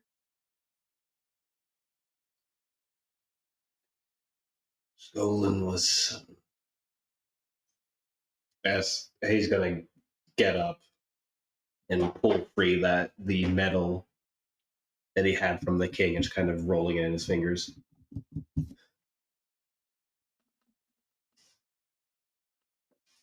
He had secrets. We all did. Just I don't think he knew the best way to do anything with that.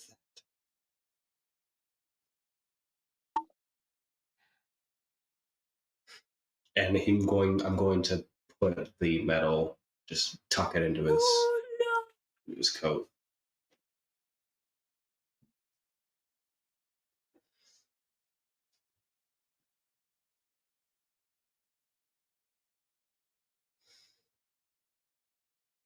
How long have you been with him, Captain?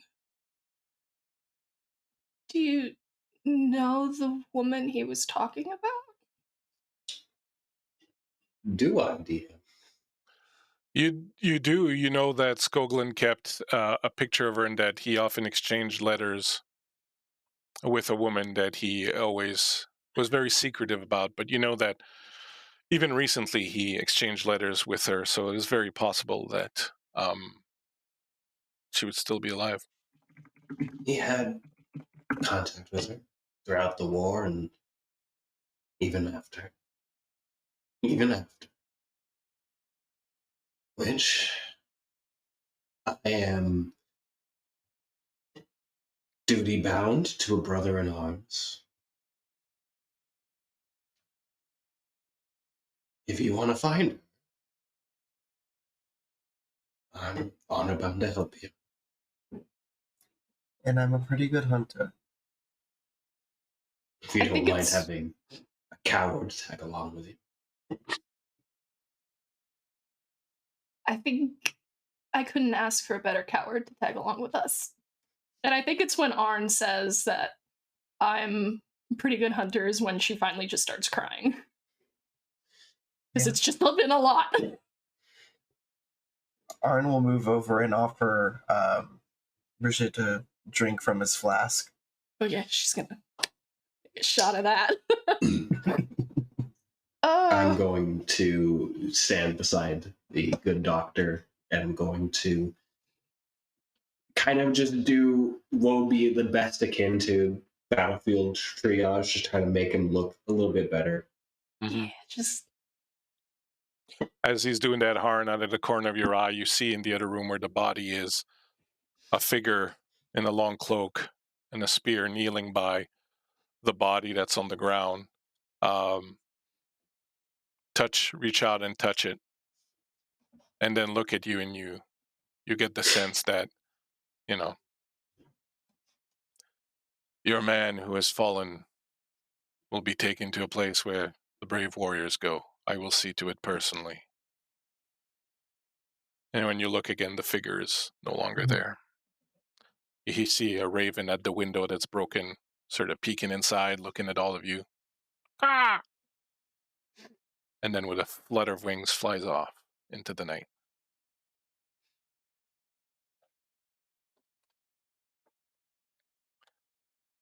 Ingrid will come into the room with Oscar and go, "Is it over?" It is. Yep. I'm sorry you had to go through this, but thank you for finally getting us rid of this nightmare. Perhaps, if you'll be so kind as to take us back to the mainland with you tomorrow on your boat, I can tell you everything that happened here. Try to explain why we made the decisions that we did. And then, of course, you can do what you will once we reach the shoreline.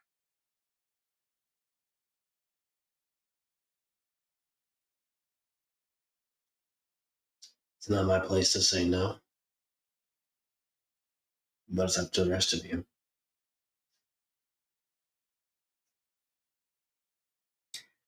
It's up to you to do what you would like to do. If you need peace and that's the way you want to get it, so be it. well, I would certainly like an explanation. She looks at the doctor. A good man died here tonight. And so before anything else, I need to know,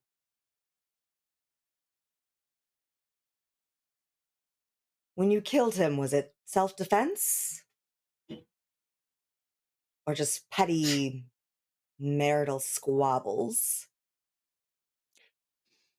My husband and I, Oscar, had come here after we lost our farm to an unfortunate fire, and we were supposed to be here for 3 years to save the money that he would get paid and hopefully be able to buy a new farm. But before the 3 years were over, when we had just about enough money, this man, Grutla, arrived one day.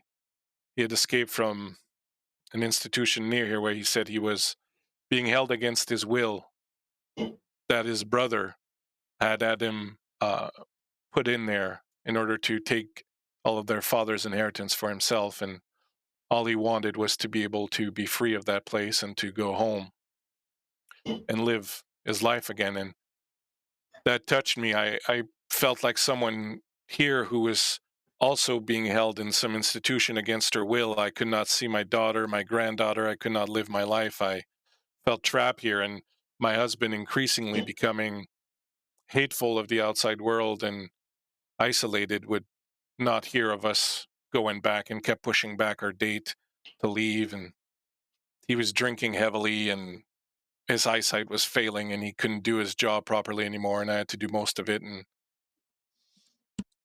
he never hurt me, but he was always very unpleasant.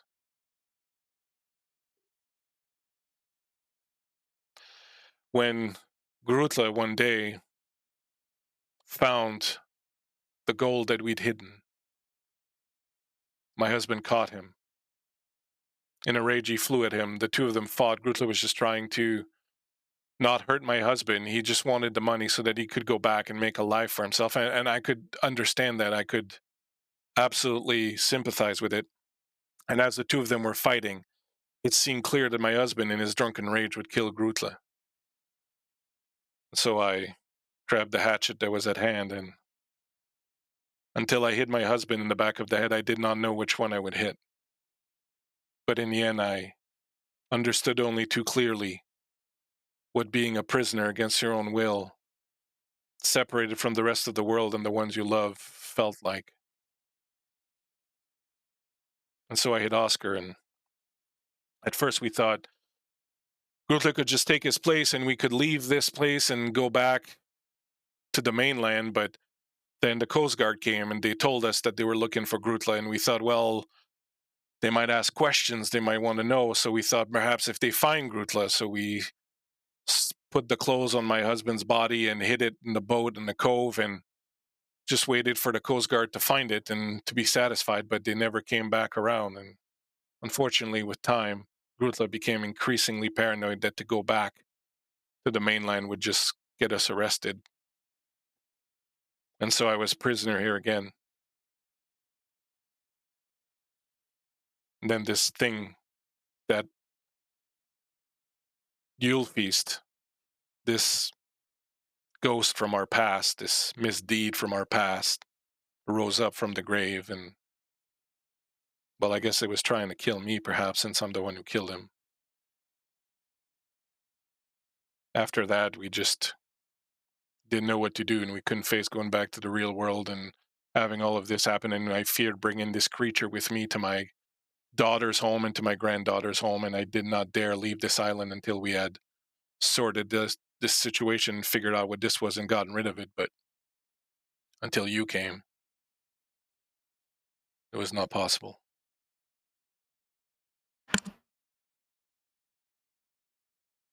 That is the story. That is all I have to tell. You must not decide what you will do with this.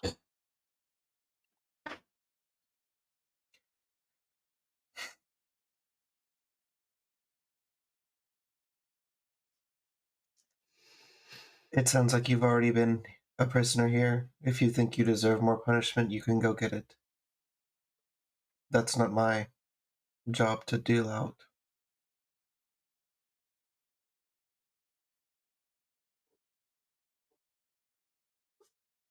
Maybe it's not fair that you're still here while Skoglund is gone, but life is hardly fair, so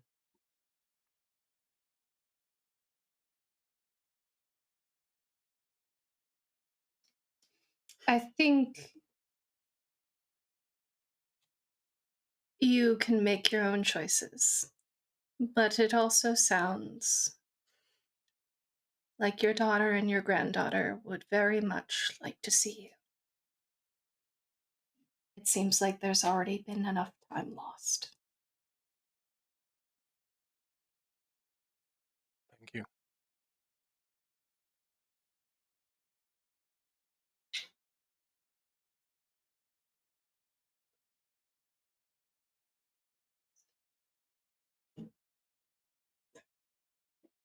I am, however, not going to leave a brother in arms buried in a place that I don't recognize. So, it's all the same to you all.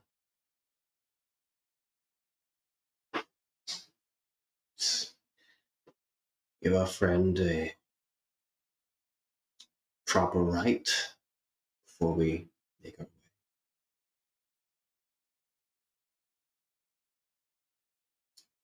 And I am going to pick up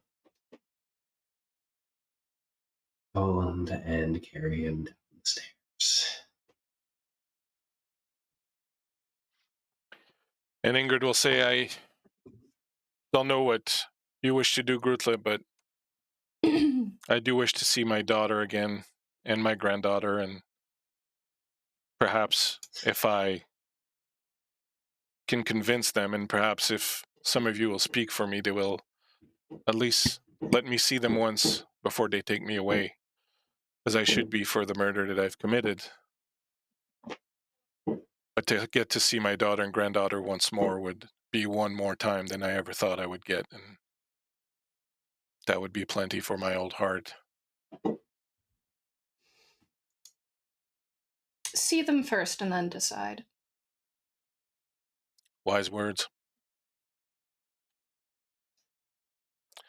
And so you will not be able to really bury Skoglin well here, but you could build a pyre for him. You know he doesn't really have any family or anything like that, so if you wanted, you could build a pyre for him and send him away that way. Or you could give him an old school Viking warrior by putting him in the boat and then sending it away and setting it on fire with I the have bow. arrows. I can. Oh no! That's the plan. Oh, it's too thematic. We gotta do that. I gotta That let was- my dad's funeral that was fire. the Oh, plan. no. And it gets rid of the Woo! evidence. Multi-purpose funeral. As you all stand on the shore of the water, watching the boat with Skoglin's body and his affairs slide off, and you light your arrow and fire it, and with a perfect shot, you watch this fiery arrow arc out into the sky and land into the boat and set it ablaze. As you watch it go off into the water, the sun rises just beyond it on the east as the morning has come, bathing everything around you in glorious light and fire, and cleansing the land of the darkness that had so far suffocated it. And on that note,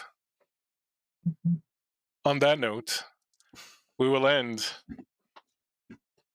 this mystery having just resolved fucking grip it and rip it, baby. the mystery of the Slop beast that down, dude. Shit, yeah. of Yule dude. past. Crack one for the big Yes, happy boy. Yule, everybody. Oh, thank you for the donation. Woo! Thank you so much to everyone who hung out here. Thank you to my players. You were so amazing. You're all so wonderful. It was a real joy for me to play with you here tonight. I hope we all get to do it again. Thank you so much for inviting me live from the apocalypse. Will, everyone here, for putting on this show and for organizing this. And thanks to all the chatters and the donors and everyone who hung out with us. I appreciate you all. Thank you so much. Will, take it away. We can't hear you, Will. You are muted. That's better. Hi, hello. I am back. And do we want to go around and just sorry, I say? forgot that. Oh no, you're good.